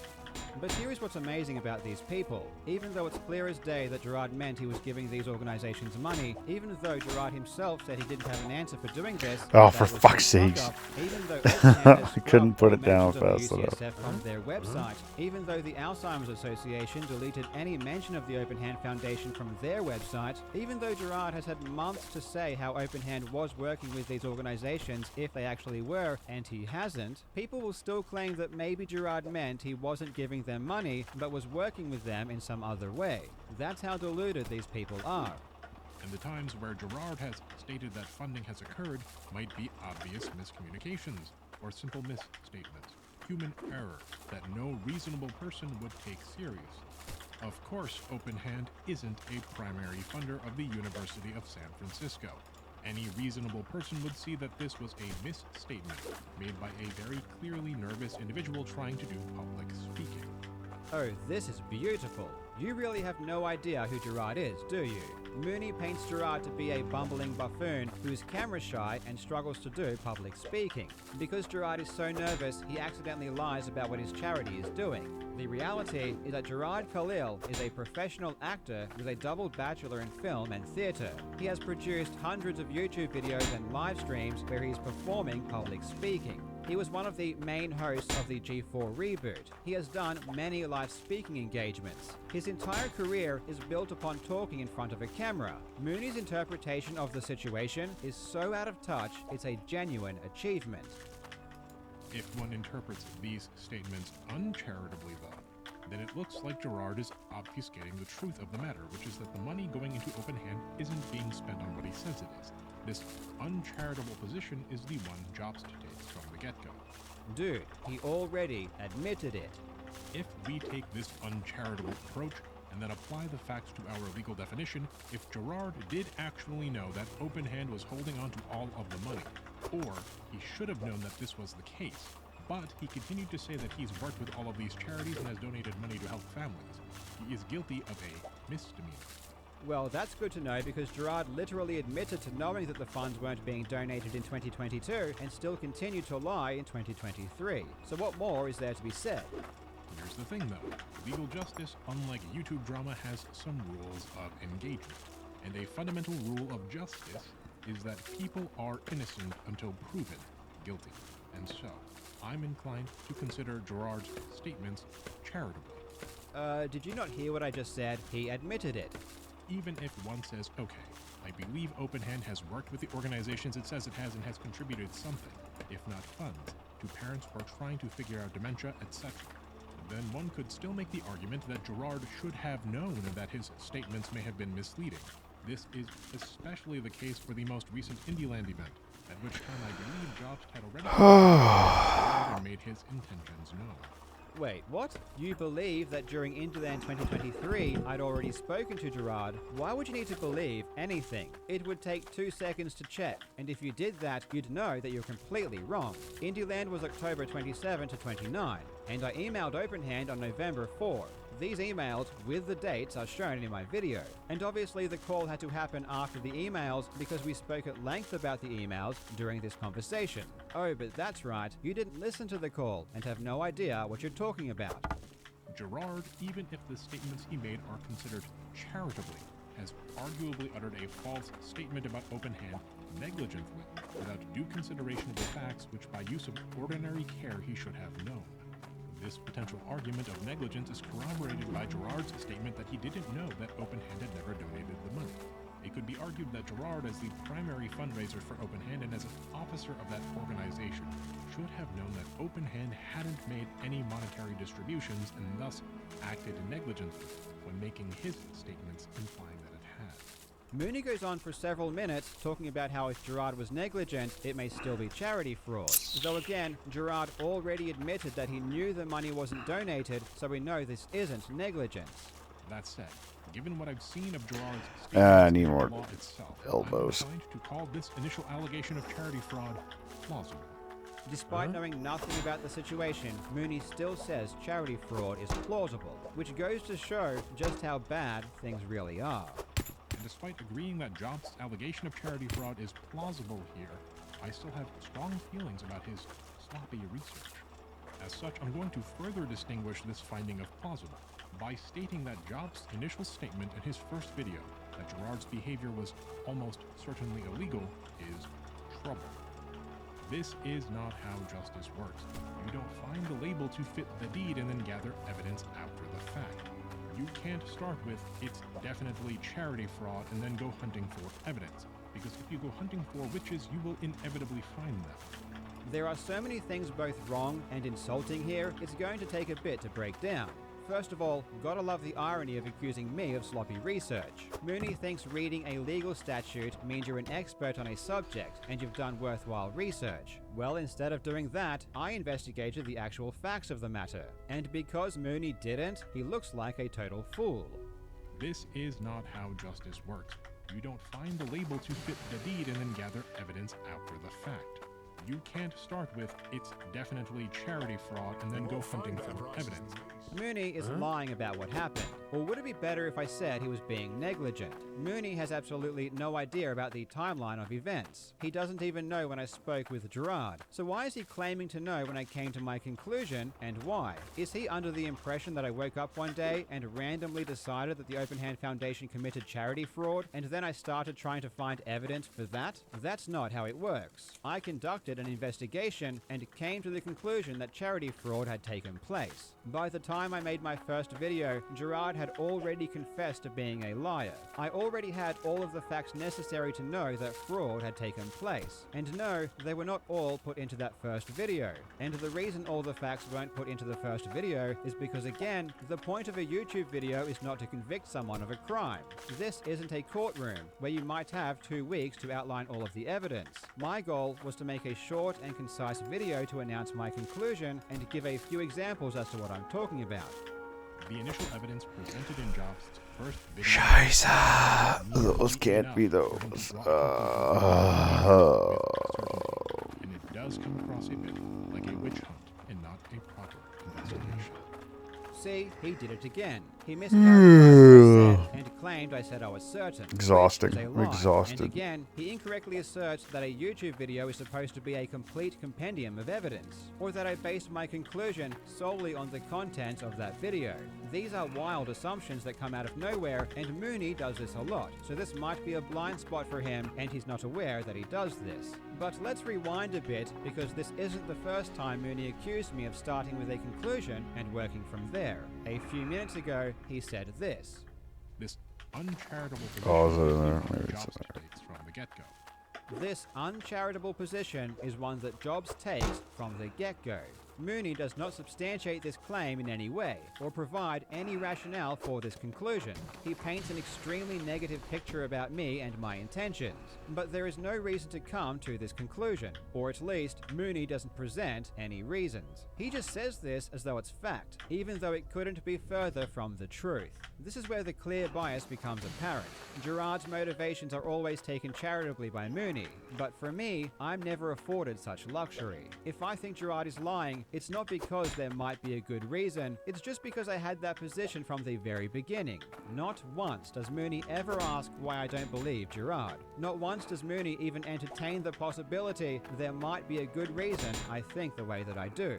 Ultimately, Mooney takes Gerard's words charitably because Mooney is ignorant. It's the exact same reason he gets everything else wrong. How do I put this? Gerard is a liar. He has absolutely no regard for the truth, and he does not care if what he is saying is correct. He will just say whatever he thinks sounds good in any moment. He's kind of like a watered-down Tommy Tallarico. And to like Tommy Tallarico, you can't appreciate just how much Gerard lies until you really pay attention to what he says. Gerard lies about everything, but let's focus on one example. Let's look at Gerard's mother's battle with dementia. I'm using this example because it's probably the thing he's talked about the most. And it's also very important because it's what the Open Hand Foundation is dedicated to. She is the very reason for its existence. Gerard's mother was diagnosed with dementia in 2003, and this is an important date because it's when the Open Hand Foundation claims to have started fundraising for dementia research. This diagnosis date is confirmed on the Open Hand website. On the AFTD website within the press release for the recent $600,000 donation, this year is again confirmed. Gerard was born on the 3rd of January 1988. Because his birthday is so early in January, this makes it easy to know how old he is in any given year. In 2003, Gerard was 15, and Gerard has also confirmed he was 15 when she was diagnosed. When I was 15, when she was officially diagnosed, it took 5 years to get her diagnosed. Now, based on the information I've presented to you, you would think it was safe to assume she was diagnosed in 2003. But then in Gerard's response video, he said this. She was officially diagnosed with FTD 4 years later when I was 14. Given that his response video was carefully scripted, you'd assume this statement was correct, which would put her diagnosis year as 2002. In a Story Collider speech, Gerard again confirms he was 14 years old when she was diagnosed. He even gave the exact day it happened. And it took almost 2.5 years from there. I was 14 years old. It was my first day of high school. And we're all getting together. I get called out of class.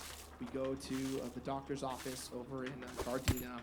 And the doctor says, your mom has been diagnosed with frontotemporal dementia.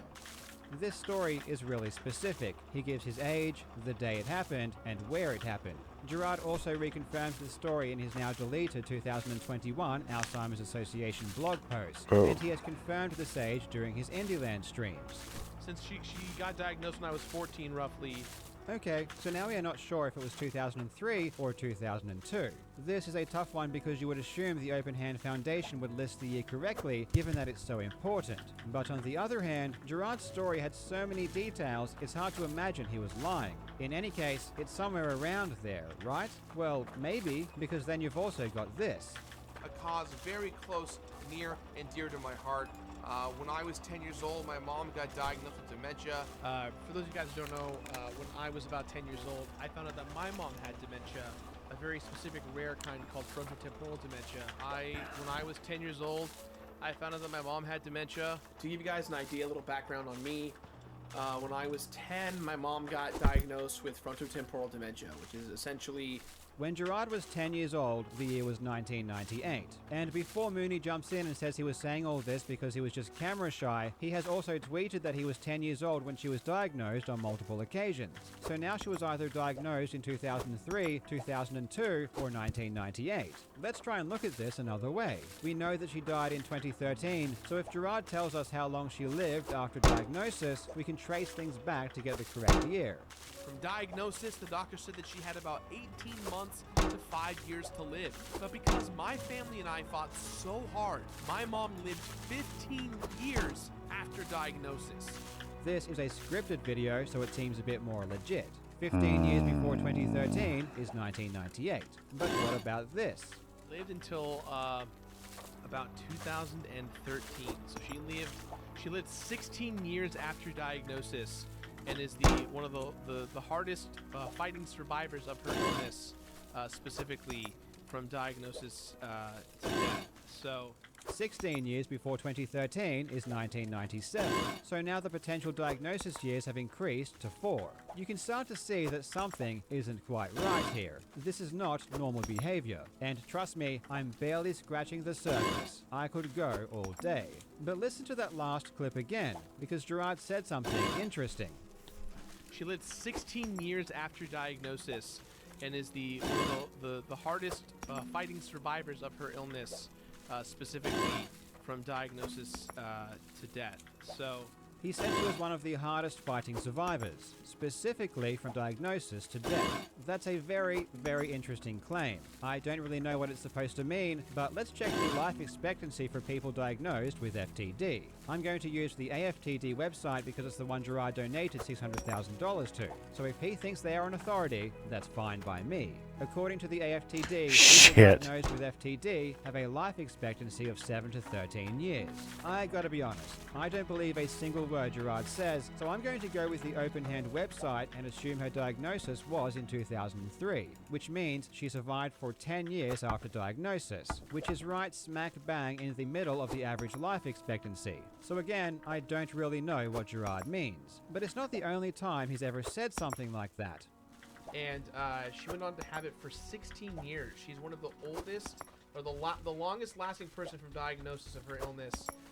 She got it when I was 10, and she passed away when I was 26. I am someone who has who had a mom who had dementia. I was 10 years old when my mom got dementia, and she passed away when I was 26. So she actually was one of the longest surviving members of FTD, or I shouldn't say members, but really people diagnosed with FTD. Now he says she's one of the longest lasting from diagnosis of her illness. This claim is starting to get pretty crazy. But how long can people actually live with FTD? Again, according to the AFTD, the length of progression varies from 2 to over 20 years. So people can live over 20 years with FTD. This tracks with other sources which say the same thing. This makes me really curious what Gerard meant. But check this out. In 2017, he said this. My mom was a strong as hell woman. She went down fighting every single step of the way. And more importantly, she is the longest lasting survivor to date with someone who's been diagnosed with frontotemporal dementia. They gave her 6 months. She said, screw you, I'm gonna live 15 years. She pushed the boundaries of what science knew and what people knew about this illness. This is the most insane claim I've ever heard Gerard make. She is the longest lasting person ever? She pushed the boundaries of what science knew? This is intense. Gerard obviously knew how crazy this lie was because he never made it again after this and toned it down a lot in those other clips I showed. Gerard also just makes things up. He claims that people who are diagnosed with FTD live for 6.5 months. Usually someone who's diagnosed with FTD lasts about 6.5 months.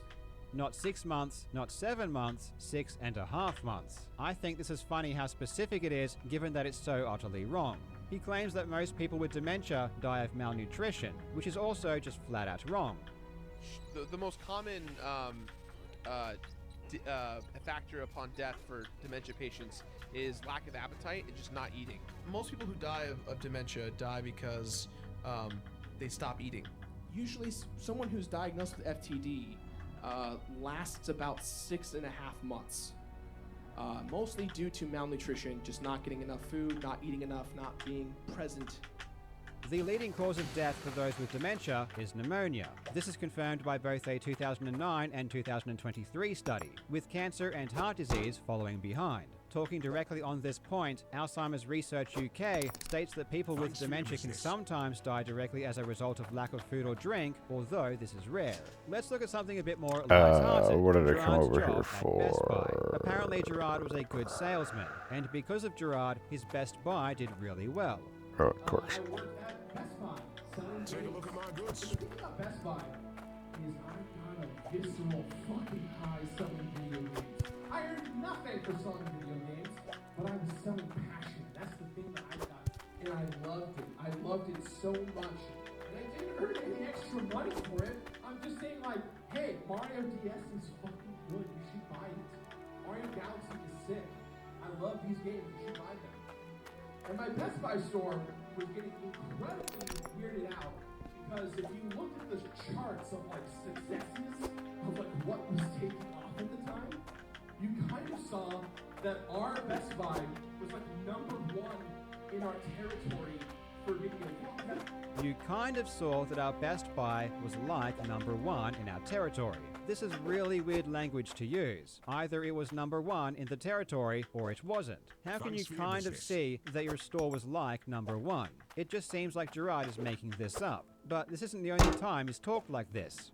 Because in my store, we had some of the highest sales numbers in the country in regards to video games. Because I was that weird guy that would dumpster dive at GameStop to get statues like that, clean it off, and then bring it into Best Buy. And I'd put it there because I want people excited about buying a game. Like, now he's saying that because of him, his Best Buy had some of the best sales numbers in the country, not just the territory. I don't know if this is true or not, but Gerard would then go on to say this. And it actually changed my entire approach of how I marketed to sell games in the store. And because of G4, we became the biggest Best Buy in the country to sell video games because I was basically copying Adam Sessler and Morgan Webb and how they talked about games, and I just took it so personally.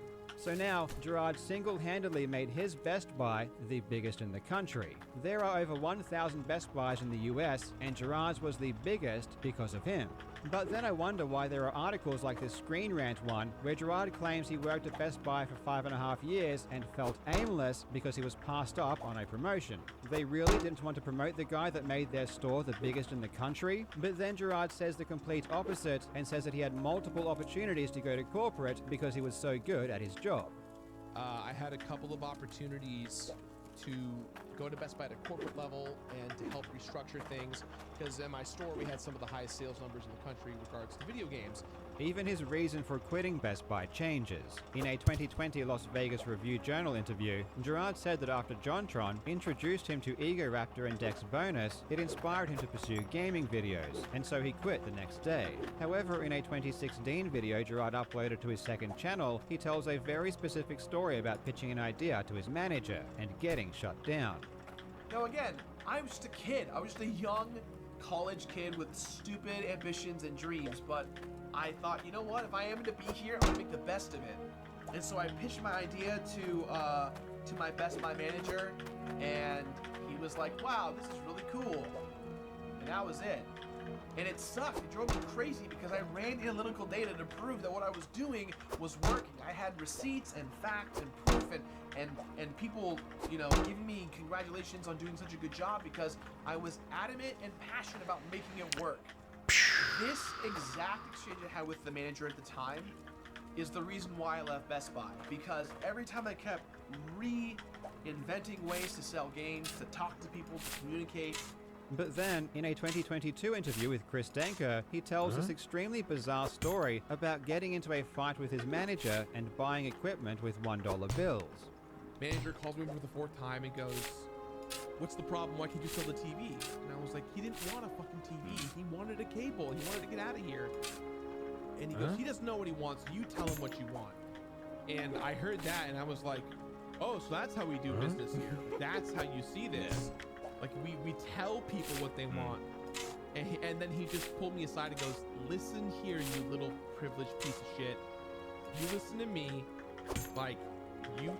you do what I tell you. If you keep this up, you'll be working here forever. And that was it. The switch flipped. I turned to the old lady and I was like, ma'am, I'm gonna say something really rude. Excuse me. Turned to the guy and said, fuck you, I quit, you piece of shit. Turned back to the lady and I was like, get your iPod. So I sold her iPod, sent her on her way. You have no idea how many hours I wasted going down this stupid rabbit hole of Gerard lies. He lies constantly. He legitimately doesn't seem to care if what he is saying is true, and he exaggerates all the time. My mum was the longest living person ever with FTD. I made my Best Buy the biggest in the country. My charity is the main funding support partner for the UCSF. Gerard is a bullshit artist. It's just what Gerard does. And this, Mooney, is why I do not take Gerard's statements charitably. And now it's time to look at the allegation of embezzlement. The allegation that Gerard lied about what OpenHand is doing and has done is charity fraud. And even if Gerard is charged with charity fraud, it is ultimately a simple misdemeanor. It's like shoplifting. The allegation that Gerard stole money from OpenHand is potentially far more serious. If the value of these stolen funds exceeds $950, which it would, the mischarge of embezzlement is no mere misdemeanor. It is a felony under California law, with a fine up to $10,000 and a term of up to 3 years in state prison. Jobs states in his final response that he doesn't even know how embezzlement got brought into the allegations, which worries me. No, I didn't. I never said that. Again, Mooney is straight up lying about what I said in my video. All I said is that I never used the word, and then I went on to explain what it means. The sloppiness of the legal research really comes through here when we discuss Jobs' arguments surrounding embezzlement. In Jobs' final video, he pulls this definition of embezzlement from Google. How do I know that? Well, I typed definition of embezzlement into Google and this automatic generation popped up right at the top. Now look, for a non-legal definition this is fine, but this is a legal accusation and this is not a legal definition, and there is a very big difference. We are reaching peak levels of lawyer smugness here. We are talking about a YouTube video where I am trying to convey what embezzlement means in simple terms to an audience of 1 million people. This isn't a courtroom. I'm not convicting Gerard of a crime. I am not the state. Mooney even says that for a general definition, it's fine, which it is. Of course, I can give a general definition to the public so that everyone isn't confused as to what I'm talking about. I used the Google definition because it is a simple and easy to understand definition of embezzlement. I didn't use that to form my own opinion, nor would I use that definition to charge Gerard with a crime. You're just assuming that because you never asked me and you characterize all of my actions in bad faith. And what you'll find is that even though I used a simple definition to explain the concept, the content of my video still completely covers the legal definition that Mooney presents. So all of this talk about the definition is ultimately meaningless. Jobs argues that Gerard is admitting to embezzlement when Gerard says that the money donated during Indieland is going to charity, and that he, meaning Gerard, wasn't touching any of it. Gerard says this very frequently, when in fact, according to Jobs, the money is not going to charity, as it is just sitting there, and some of that money is being used on expenses, when Gerard suggests that he has had to personally cover expenses for Indieland in the past. So, since Gerard says all money goes to charity, that he hasn't touched any of the donations, and that Indieland expenses have at times been covered out of pocket, and the tax returns show that OpenHand has spent money on expenses, Gerard is lying, and thus his actions constitute, and I quote, admitting to embezzlement. This is all completely wrong. Mooney appears to have absolutely no idea what the allegations are. I made it very clear in my video why I was accusing Gerard of embezzlement, and it went straight over Mooney's head. He gave himself one job. He didn't bother to do any research outside of my YouTube videos, and even then, despite limiting himself to a tiny sliver of the information available, he still couldn't even understand that. So let me explain again. Gerard solicited donations in the form of bits, subs, and merch to himself. He did not solicit them to OpenHand. This is because he solicited them to his own Twitch channel. So when people gave money through his Twitch channel with the bits and subs, they gave money directly to Gerard. Gerard said he was going to send all of that money to the OpenHand Foundation, but he didn't. That money never made it to OpenHand. Instead, Gerard spent it himself. Furthermore, Gerard said many times that all of the money was going to dementia research. Bits, subs, gift subs, super chats, memberships, anything financially involved with the show goes to dementia research. Please, guys, a reminder. I do gotta lift that up. It's all good. However, Very cool to see that higher, or I'm gonna have to dig all that down. Any goals via the Tiltify account, if you buy a t-shirt, anything like that, all the money goes towards dementia research. We make none of it. It all goes for the good cause. Donate money via Tiltify. All the money goes to the Open Hand Foundation, an organization that we started in honor of my mom, and all that money goes to dementia research. This isn't a vague statement like all money is going to charity, it's very specific. Gerard specifically said many times all of the money donated will go to dementia research. But when he got the money, he spent a large chunk of it on his own expenses. You cannot say that all of the money is going to dementia research and then spend it on flights and hotels, which Gerard admitted he did. there were real production costs when it comes to running this event. We paid for flights, hotels, appearance fees, supplies, food and catering, costs of good for merchandise, etc. All of that totaled just under $12,000. This is still an outstanding invoice as not everything has been received or paid yet. Income from Twitch subscriptions and bits, along with merchandise, have offset some of the production costs. Notice how Mooney only quotes Gerard as saying the money is going to charity. He hides the fact that Gerard made very clear statements as to what the money would be used for. This comes across as cherry-picking the statements he wants to consider. So, since Gerard says all money goes to charity, that he hasn't touched any donations, and it's been covered out of pocket, then the tax returns show that Open Hand has spent. Oh man, what time is it? His actions constitute, and I quote, admitting to embezzlement. Mooney devotes an entire section of his video arguing against allegations that never happened. He seems to honestly believe that my issue with Open Hand is Gerard, that it had expenses. My mind boggles trying to understand how Mooney failed so spectacularly to understand a simple concept, especially when I explicitly said in my video that it's totally normal for a charity to have expenses. This is just, to be clear, a charity using seeing the donations to children cover cry expenses about isn't illegal. It's totally normal the and crime common, they committed. but that's not what Gerard did. Stressful to hear. I can't imagine. There is no convincing evidence whatsoever that Gerard has converted the donated money for his own personal use. Yes, there is. You see, this is why in my video I specifically outlined how Gerard spent the donations on himself. Some might say, but Carl, Gerard isn't spending money on himself. He's spending money to fund Indieland. But Indieland is Gerard's. It's his event, run by his company, streamed on his Twitch channel. Of everyone in the entire world who benefits from Indieland, it's Gerard who benefits the most. He gets the Twitch followers, he gets the media attention, he gets to mingle with game developers and celebrities. He gets all the credit. And do you really think that everyone who subscribes during Indieland instantly cancels their subscription the moment it ends? Gerard taking donations to pay for Indieland is not only him spending donations on himself, it's him paying for something that he directly benefits from. Indieland is run by Gerard's company, That One Video Entertainment. Gerard took the money he said was going to Dementia Research or the Open Hand Foundation and spent it on his own company. If we look at Gerard's statements charitably, however, which we really should because we believe that people are innocent until proven guilty, then really there's nothing legally wrong here. Gerard says that all the money goes to charity. He's not wrong. Open Hand is a public charity. Remember that. See what I mean? Mooney does not understand that the money never made it to Open Hand. So he is trying to argue that it's okay for Open Hand to have expenses, as if that was ever an issue. He says that he doesn't touch any of it. That is true if weighed charitably. No, it's not true, because the money went directly to Gerard. He would have had to have touched it out of necessity because it went straight to his own company and not to Open Hand. It's possible that Mooney is failing to understand such basic ideas because he lacks any knowledge of what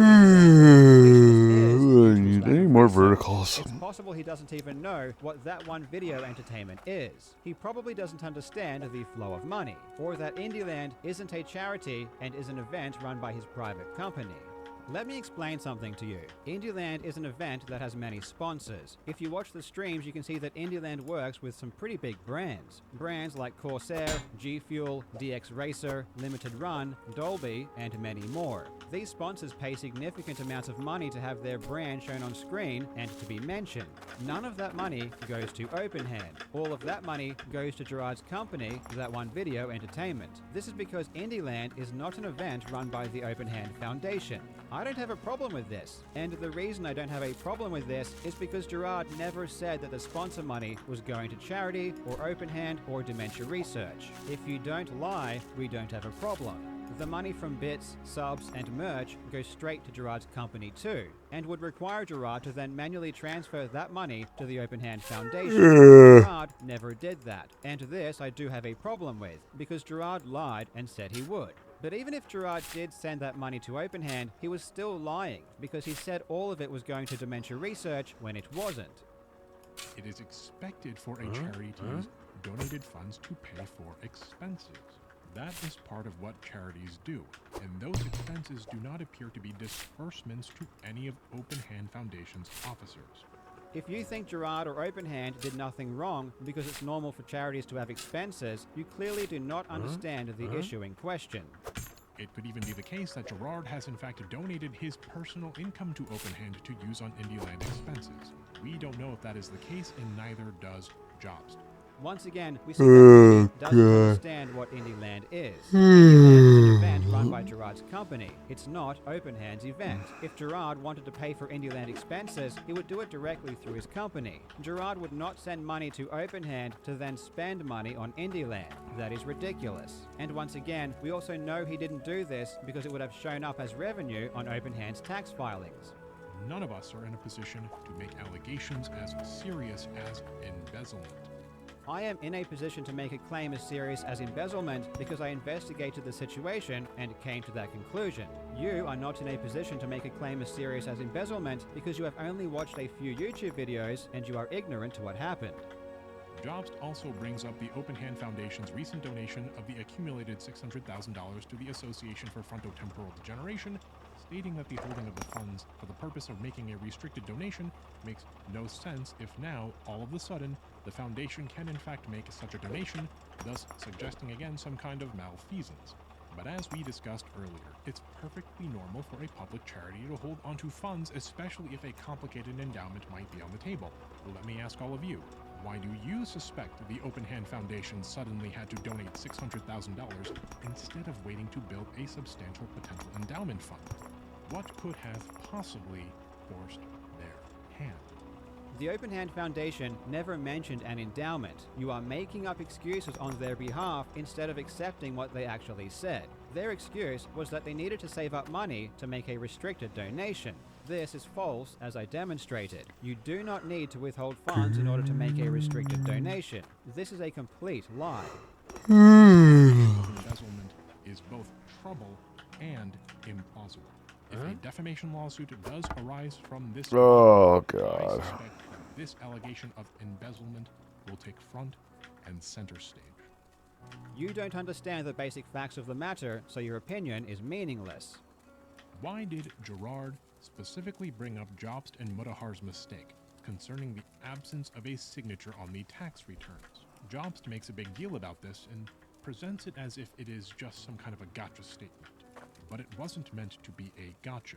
It's meant to show a very fundamental truth about these accusations. Jobst and Mutahar have a less than zero level of requisite legal understanding, a degree of legal knowledge so unqualified that the accusers don't even know about e-filing signatures on tax returns. I said the tax filings weren't signed, which is incorrect. I shouldn't have said it, and it's definitely concerning that such a basic mistake was made. But let me explain why this mistake was made. I didn't do any research into whether or not the forms were signed because it's inconsequential. It makes no difference to me if the forms were or weren't signed, as it was not considered whatsoever in any of my conclusions. It was such a meaningless inclusion that I didn't even bother to make sure it was correct. This isn't a good thing, and I've learned from this. This mistake, however, doesn't change the issue or change any of the facts. So to harp on this particular error as if it's important to the issue at hand is manipulative. When I call Mooney ignorant and call him out for not being aware of important evidence like the phone call, it's because the phone call really matters. That phone call is vital to understanding the situation.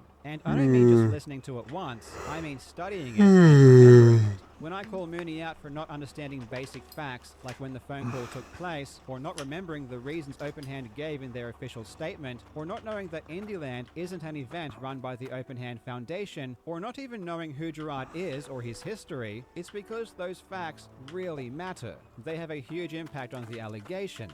When Mooney calls me out for incorrectly saying the tax forms weren't signed, it's not because it matters, because it doesn't. That fact couldn't be less relevant.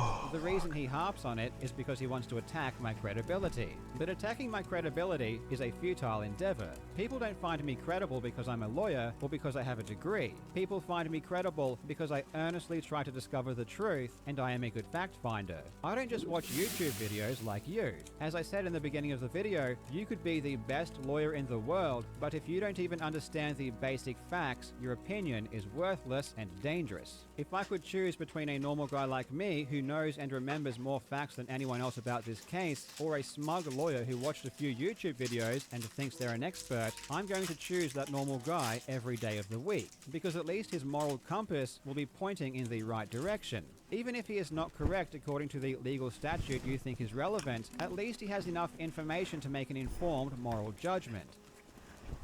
There's a philosophical saying, a razor, that I rely upon in my practice as a lawyer, but also in my day-to-day life as a human being. A way of thinking that reduces conflict, minimizes drama, and is generally accurate. It's called a Hanlon's razor, and it goes something like this. Never attribute to malice that which rates cover, but also direction. Not in the beginning of the backing my credibility is not allegation. If remembering the call me, and I don't mean just and call him out for not being aware of important evidence weren't signed, as it was not consequential. It makes no difference to me if the forms were or weren't signed, as it was not considered whatsoever in any of my conclusions. It was such a meaningless inclusion that I didn't even bother to make sure it was correct. This isn't a good thing, and I've learned from this. This mistake, however, doesn't change the issue or change any of the facts. So to harp on this particular error as if it's important to the issue at hand is manipulative. When I call Mooney ignorant and call him out for not being aware of important evidence like the phone call, it's because the phone call really matters. That phone call is vital to understanding the situation. And I don't mean just listening to it once, I mean studying it and remembering it. When I call Mooney out for not understanding basic facts like when the phone call took place, or not remembering the reasons OpenHand gave in their official statement, or not knowing that Indieland isn't an event run by the OpenHand Foundation, or not even knowing who Gerard is or his history, it's because those facts really matter. They have a huge impact on the allegations. When Mooney calls me out for incorrectly saying the tax forms weren't signed, it's not because it matters, because it doesn't. That fact couldn't be less relevant.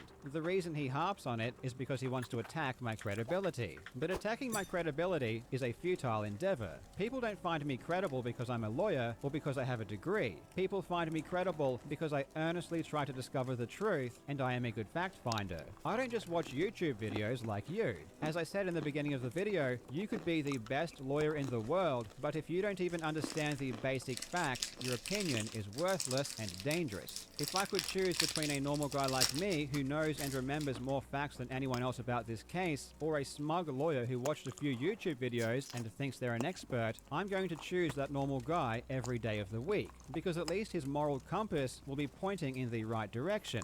Even if he is not correct according to the legal statute you think is relevant, at least he has enough information to make an informed moral judgment. There's a philosophical saying, a razor, that I rely upon in my practice as a lawyer, but also in my day-to-day life as a human being. A way of thinking that reduces conflict, minimizes drama, and is generally accurate. It's called a Hanlon's razor, and it goes something like this. Never attribute to malice that which is adequately explained by stupidity. Lying constantly is not a byproduct of stupidity. Lying constantly is a byproduct of being a dishonest person. Gerard is a dishonest person. He may be stupid also, but that doesn't explain all of his deception. Ignorance is something we all occasionally fall victim to. The Jobsts, the Gerards, and the Moonies, for that matter, alike. And frankly, given what I've seen emerge from the completionist debacle, I'm inclined to give Gerard the benefit of the doubt. Well, it's clear you gave Gerard the benefit of the doubt here, but you certainly didn't do that for me. Sure, I wasn't accused of a crime, so it's not that big of a deal, but the logic should still apply. You considered all of my actions in a bad light, and Gerard's in a good light. The court of public opinion is no place to try this case. This is a matter of public concern, so this is definitely an issue that should be publicly addressed. Gerard was soliciting funds from the public, and if I am correct, was also stealing money from his fans. This needed to be made public as soon as reasonably possible once I had come to my conclusion. Maybe I've missed something important, and if I have, please bring it to my attention in the comments. I'll try and address it there or gather enough questions for a follow-up mini-episode in response. Well, here's an entire video for you. Maybe you can respond to this. Gerard isn't always the best communicator, and he has a tendency to speak before thinking, I've noticed. No one who knows who Gerard is would ever say this. He is an excellent communicator. It's been his job for over a decade. He has been the host of multiple productions. He's a professional actor. Mooney believes this because he has not done a single iota of research into who Gerard is. Gerard knows exactly how to communicate well, and he always does if you spent 2 seconds to watch any other videos that Gerard is in. If you see Gerard lying and fumbling his words, it's not because he is some amateur who accidentally found himself in front of a camera and is panicking. When Gerard is being interviewed by Jobst and he asks if Jobst wants money or something to put a stop to the investigation, is this Gerard offering a bribe, or is this Gerard asking whether he's being extorted? What on earth is this? Let's listen to what Gerard said, because this statement from Mooney is so wrong and characterizes the conversation so poorly, I struggle to believe it's not intentional. You know, I'm not trying to be like, you guys want money to help me hide this? That's not what this is at all. So Gerard said, I'm not trying to be like, do you guys want money to help me hide this? It's not this at all. Gerard is not asking me if I want money. Not even close to that. In fact, it's the opposite. He is saying explicitly that he is not asking if we want money. Or is this Gerard asking whether he's being extorted? It's hard to say, but it certainly looks ugly. Mooney says he can't tell if Gerard thought I was trying to extort him. If this is true, Mooney must be the only person in the world who can't tell. No one, and I mean no one who actually listened to that call, came away from it feeling as though I was trying to extort Gerard, or that he may have felt that way. It's hard for you to really understand what it was like during that call, because your experience of it comes months later, after videos have already been made and public backlash has already happened. But at the time, all me and Mudahar were doing were asking questions. Gerard thought we were going to make a video, but he didn't know what was going to be in it. He didn't know what was going to be said. He had no idea at all about how much we knew. Gerard's actions on that call, talking about his career being over, talking about his fights within his family, talking about stopping YouTube, are not the actions of someone who had been doing nothing wrong and is just responding to inquiries. Gerard acted extremely guilty from the moment he jumped on that call. These accusations might be responsible for the termination of Indialand and the abandonment of a carefully organized endowment, which could cost the field of dementia research potentially millions of dollars in funding. Mooney is once again completely clueless, and his utter ignorance of the facts makes him paint a terrible picture about my actions. He is claiming that maybe I ruined Indieland. Maybe because of me, Indieland is over, and if it wasn't for me, Gerard would have continued to do Indieland every year and would have raised millions. Except Gerard himself confirmed to Mudahar and I that he had already made the decision to end Indieland, and Indieland 2023 was going to be the last Indieland ever. This is a private fight that I've been dealing with for months with my family, and I even told my family, hey, this is the last Indieland I'm ever going to do, because this is the 10th year anniversary of my mom's passing, and when I kind of found all this information out, I was very unhappy with what things were going, and Gerard told us in no uncertain terms he had already told his family this was going to be the last Indieland he was ever going to do. Get some sleep. Do it again in the morning. Made some progress. What this was about was making sure all of that money went to where it needed to go. And consider this. Given that 2023 was going to be the last Indieland ever, as Gerard told us, this means they wouldn't have been expecting to raise large amounts of money in future years. You would think at this point it would cause them to finally give away all of that money. But no, they were still not planning on donating that money. Gerard said the reason they were going to donate it now, even after the last Indieland had already happened, was because of pressure from Mudahar and myself.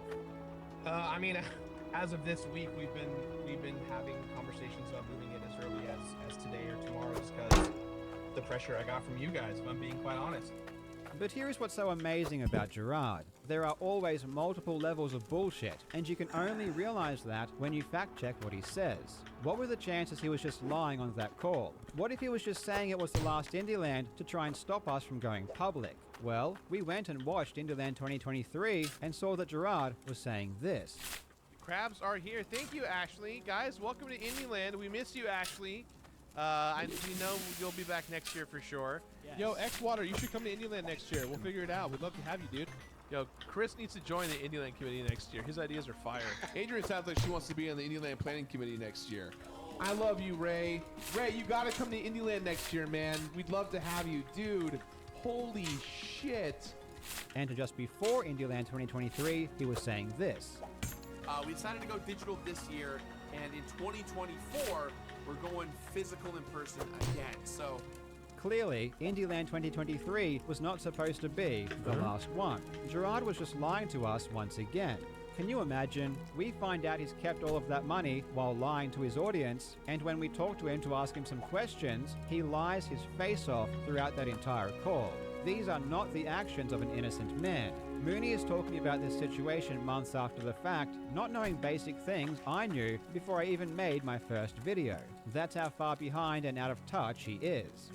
There were a lot of numbers thrown around by Jobston Mutahar, so let me provide some numbers of my own. Let me show you how this sausage is made. My most popular video to date has 900,000 views. It's made about $5,500. This is where he goes on his rant about how much money I make. I talked about this at the beginning of the video and how I actually lost money talking about OpenHand. I won't go too much into it again, but I will clarify a couple of details because Mooney once again talks out of his ass. Is that in my experience, a sponsor pays around $20 to $30 per anticipated 1,000 views. And YouTubers like Jobston Mutahar, who can frequently break that 1 million view barrier, will receive premium rates for their sponsorships. This is false. He is saying something that is not true. As someone who does regularly get over 1 million views, I can assure you the rates don't change. 1 million views is not some magical number. If anything, I've found the rates go down the more views you get, because the investment and thus the risk is higher. Is that in my experience, a sponsor pays around $20 to $30 per anticipated 1,000 views. I certainly do not get between $20 to $30 per 1,000 views. The absolute maximum I ever get is $20 per 1,000 views, which is rare. Most of my sponsorships are a flat fee, which means it doesn't matter how many views the video gets. I'll still get paid the same. When I do deals that are paid based on view count, there is always a cap, which at the moment is usually around 1 million views. So everything over 1 million views, I don't get compensated for. Let me ask you something, gentlemen. Let's say that OpenHand's tax returns, an inevitable tax audit next year come back, and no charges of embezzlement or even fraud materialize. Or let's say that the state of California pursues an action against OpenHand and discovers, at the end of it, that they were innocent. I will be extra clear here because I know that there's a tendency to mince words and move goalposts. I don't mean mere punitive fines or even excise taxes. I mean specific governmental action and results against the OpenHand Foundation for the crimes of embezzlement and or fraud that you have specifically alleged.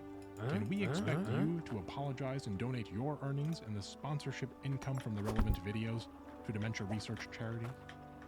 No, I would not apologize. And the fact that you think I might means you clearly don't really understand my position. I didn't make my videos because I think what Gerard did was illegal. I made my videos because I think what Gerard did was morally wrong. I think Gerard is a liar. I think Gerard is a thief. And I think Gerard manipulates his audience constantly. I think Gerard was lying to his audience to get more money and clout. I think he was stealing donations to benefit himself. I think his family's golf tournament is stealing money under the guise of benefiting charity. And I don't think Gerard or his family were ever planning on donating that money. I couldn't give two shits if any of that is illegal or legal. It would not affect my own moral judgments because I don't base my morals on whether or not a court convicts someone of a crime. I also do think that what Gerard did was a crime, and thus I'd like to see him investigated. But if it turned out what he did was legal, my own opinion on his actions would not change in the slightest. I have learned enough about the situation to see that his behavior is abhorrent. I hate liars. I hate the fact that so many people feel like it's okay to be flagrantly dishonest to their fans. Gerard has a problem, and he needs to realize that what he's doing is not okay. You might not want to answer that right away. Maybe talk to your own lawyers before you agree to anything. They might not want you making any concessions prior to a potential defamation action. And if such a defamation suit is filed, we'll cover that too in a future law review episode. Mooney has insinuated the entire video that I've opened myself up to a defamation lawsuit. I'm curious as to how much Mooney knows about defamation law, because there is not a single person on earth who has put more time and effort into trying to find the truth on this issue. Does Mooney even know where Gerard would try to sue me? If he thinks California, not only would they not have jurisdiction, but there is no way he'd be able to demonstrate that I had malice or reckless disregard for the truth. And I'm pretty damn sure I'd be able to prove that everything I said was true. Gerard would need to sue me in Australia. And do you even have any idea how defamation law works here? You're a lawyer in America. I'm curious to see how you would even try to cover a lawsuit based in my home state. Well, as someone who has been dealing with a defamation lawsuit for 2 years, I'm very confident if Gerard or his loser brother Jacques sued me, I'd be just fine. I had already accepted the risks months ago, and I am willing and happy to defend myself with everything I've got. I'm extremely confident they don't have a chance in hell of winning. Well, this guy walked in. Okay. So I went up to him. Yes. And I stabbed him 37 times in the chest. Oh, that kills people. Oh, wow. I didn't know that. Mooney's video then finishes with a cartoon depiction of me killing Gerard, which demonstrates perfectly how pathetic his video is. Mooney's video is ultimately just an attack on me, masquerading as a deep dive into the open hand situation. It's clear that Mooney never really intended to know what the truth was.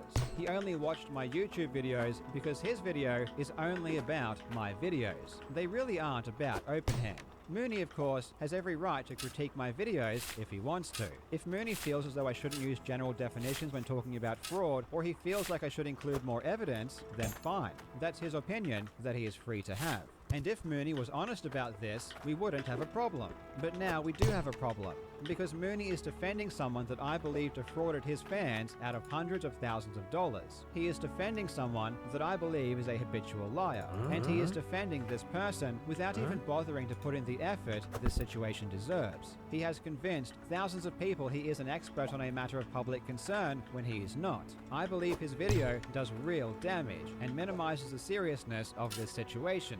I am definitely annoyed, but that doesn't mean I want anyone to harass or be disrespectful. I have enough experience to know I can't prevent that, but it's really not my intention, and I don't condone harassment of any kind. I do apologize to Mooney for any possible impending fallout, but at the end of the day, if he did any research into who I was, which he should have, he would have known a response video was a real possibility, and if he wasn't prepared for it, he has no one to blame but himself, and I'm sure that Mooney would agree. Thank you so much for watching, you legends. I hope you're having a fantastic day, and I will see you in the next video.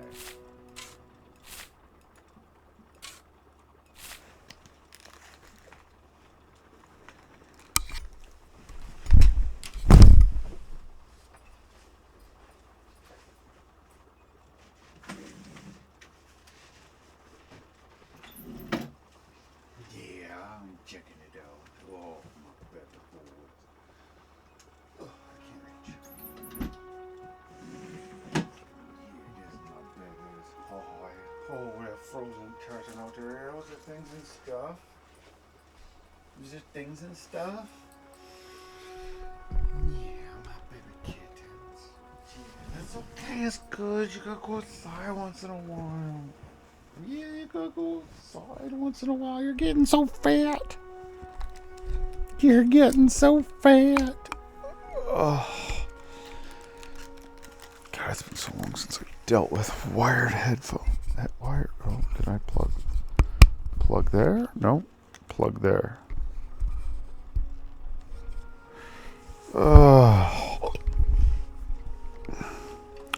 Wire.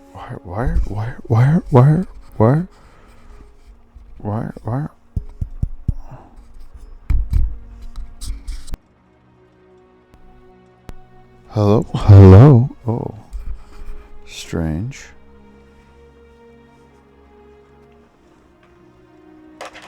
How did I lose my monitor? Monitor? Nope.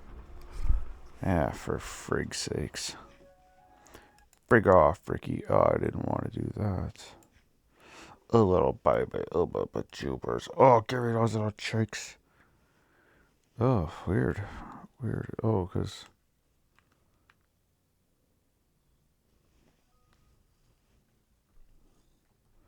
Huh. Check.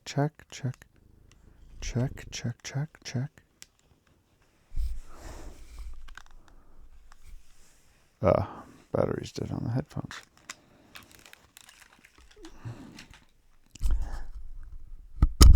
That makes sense. Hey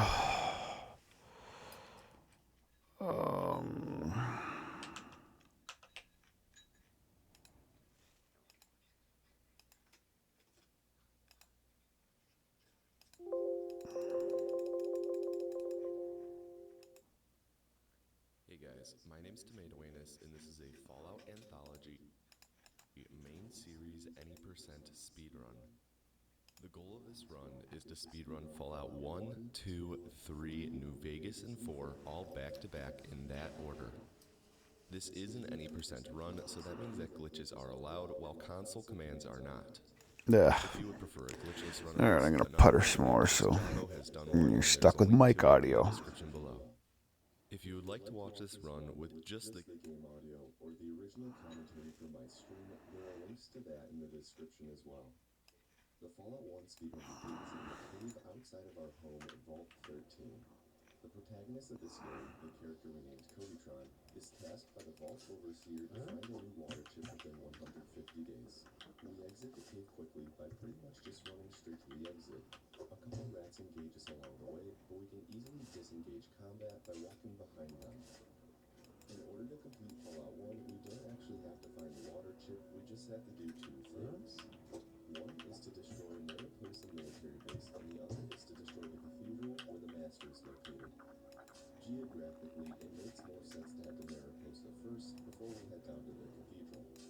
If you see me zigzagging at all or taking some weird pathways in the overworld, that's because we actually move faster on certain terrain like deserts as opposed to mountains, so I'm trying to avoid walking on mountains as much as possible. Occasionally on the world map we'll get into encounters. You'll notice that whenever I'm moving around near enemies, they tend to be frozen in place while I get to move freely. This is a glitch in Fallout 1 known as the combat glitch. The hotkey in Fallout 1 to manually enter and exit combat is A. There was an oversight in development though where the window where you're able to press A before your enemies can react is pretty large.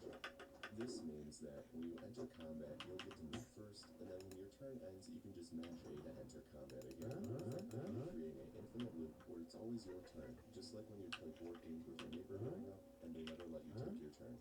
Inside the military base, we make a beeline towards the base's mainframe, where we use science to Oh, his little face. Look at his little face. Yeah, is your cheek still hurting? Is your cheek all weird, babies?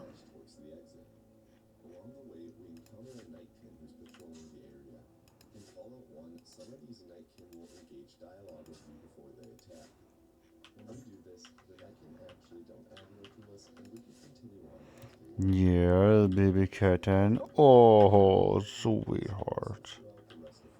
I really wanted to get this done, but... faster than normal for these games. That's because I'm doing an exploit called speed clicking.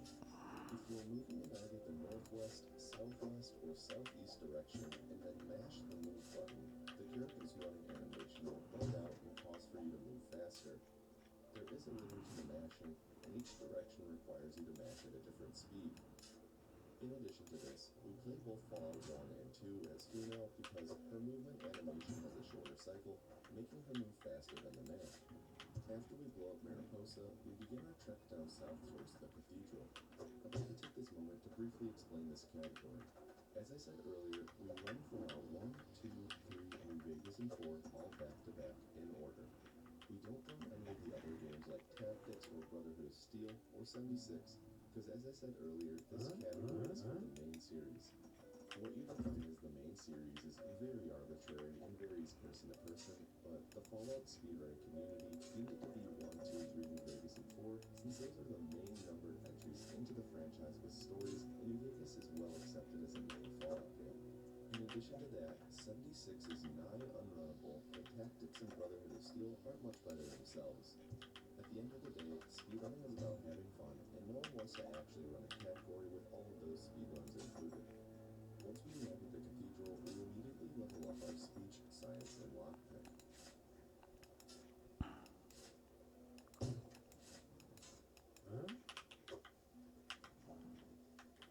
After we level up, we want to make our way upstairs to speak with Morpheus, who we're going to convince to take us to the Master.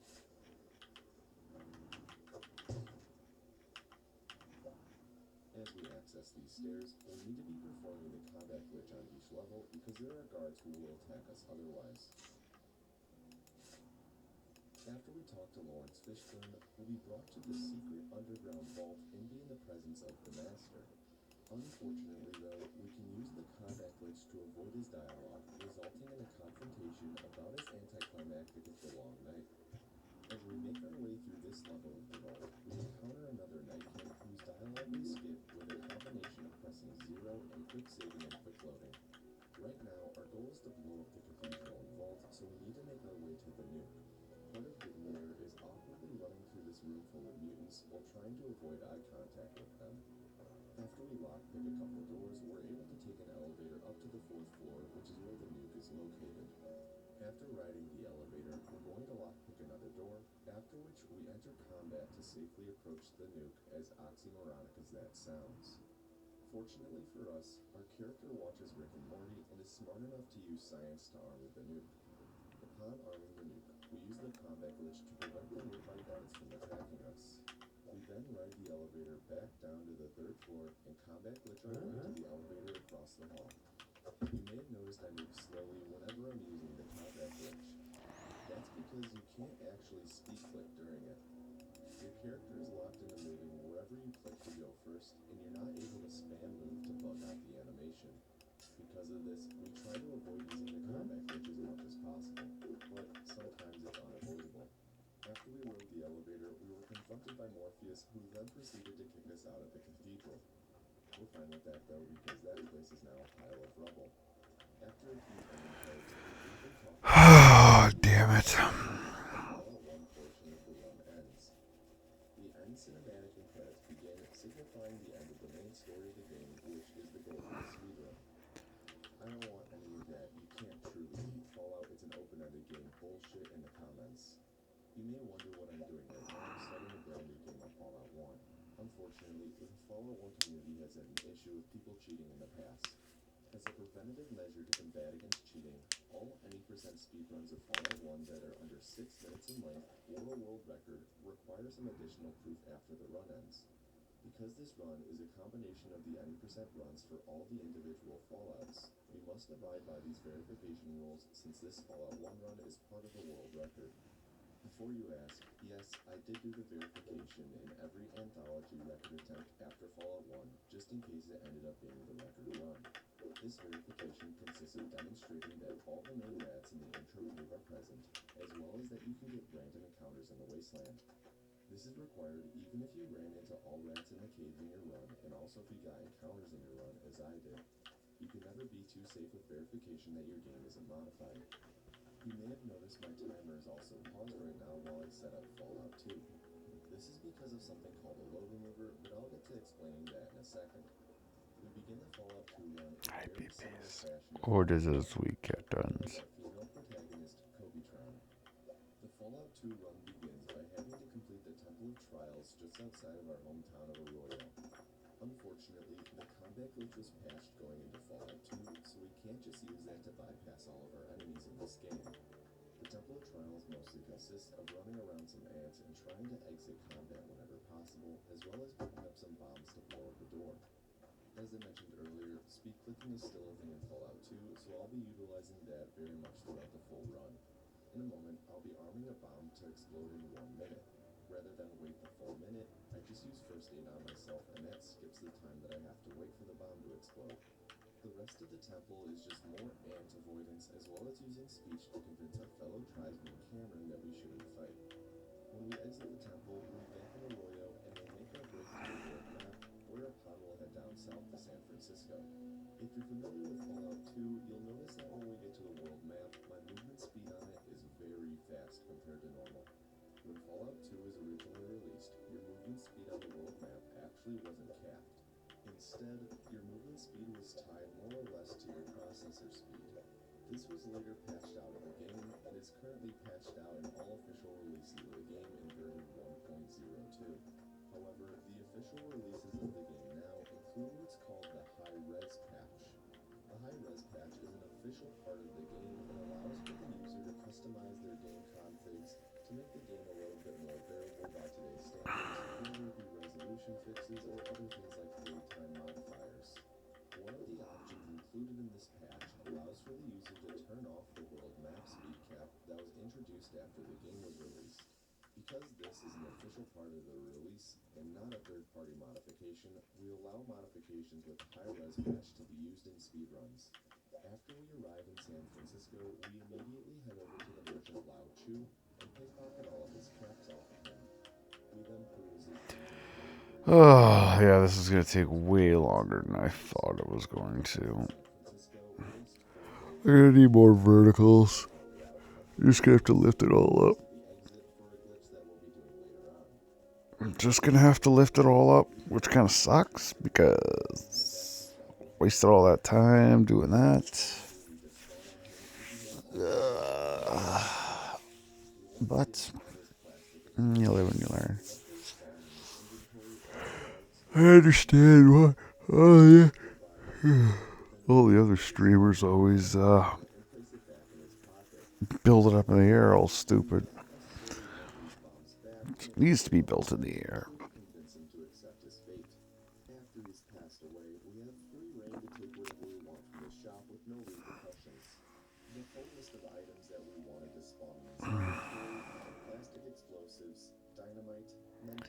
Alright, yeah.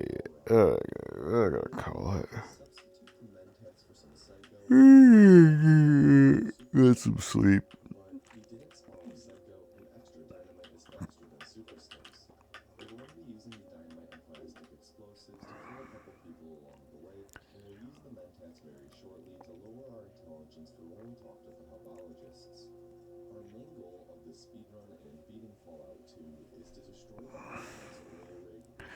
Yeah, I guess that's it. Alright, you know the drill. If you have any comments or suggestions, create a clip, and leave it in the title, and I'll see it before the next stream. Yes, thanks for tuning in, and have yourselves a good one.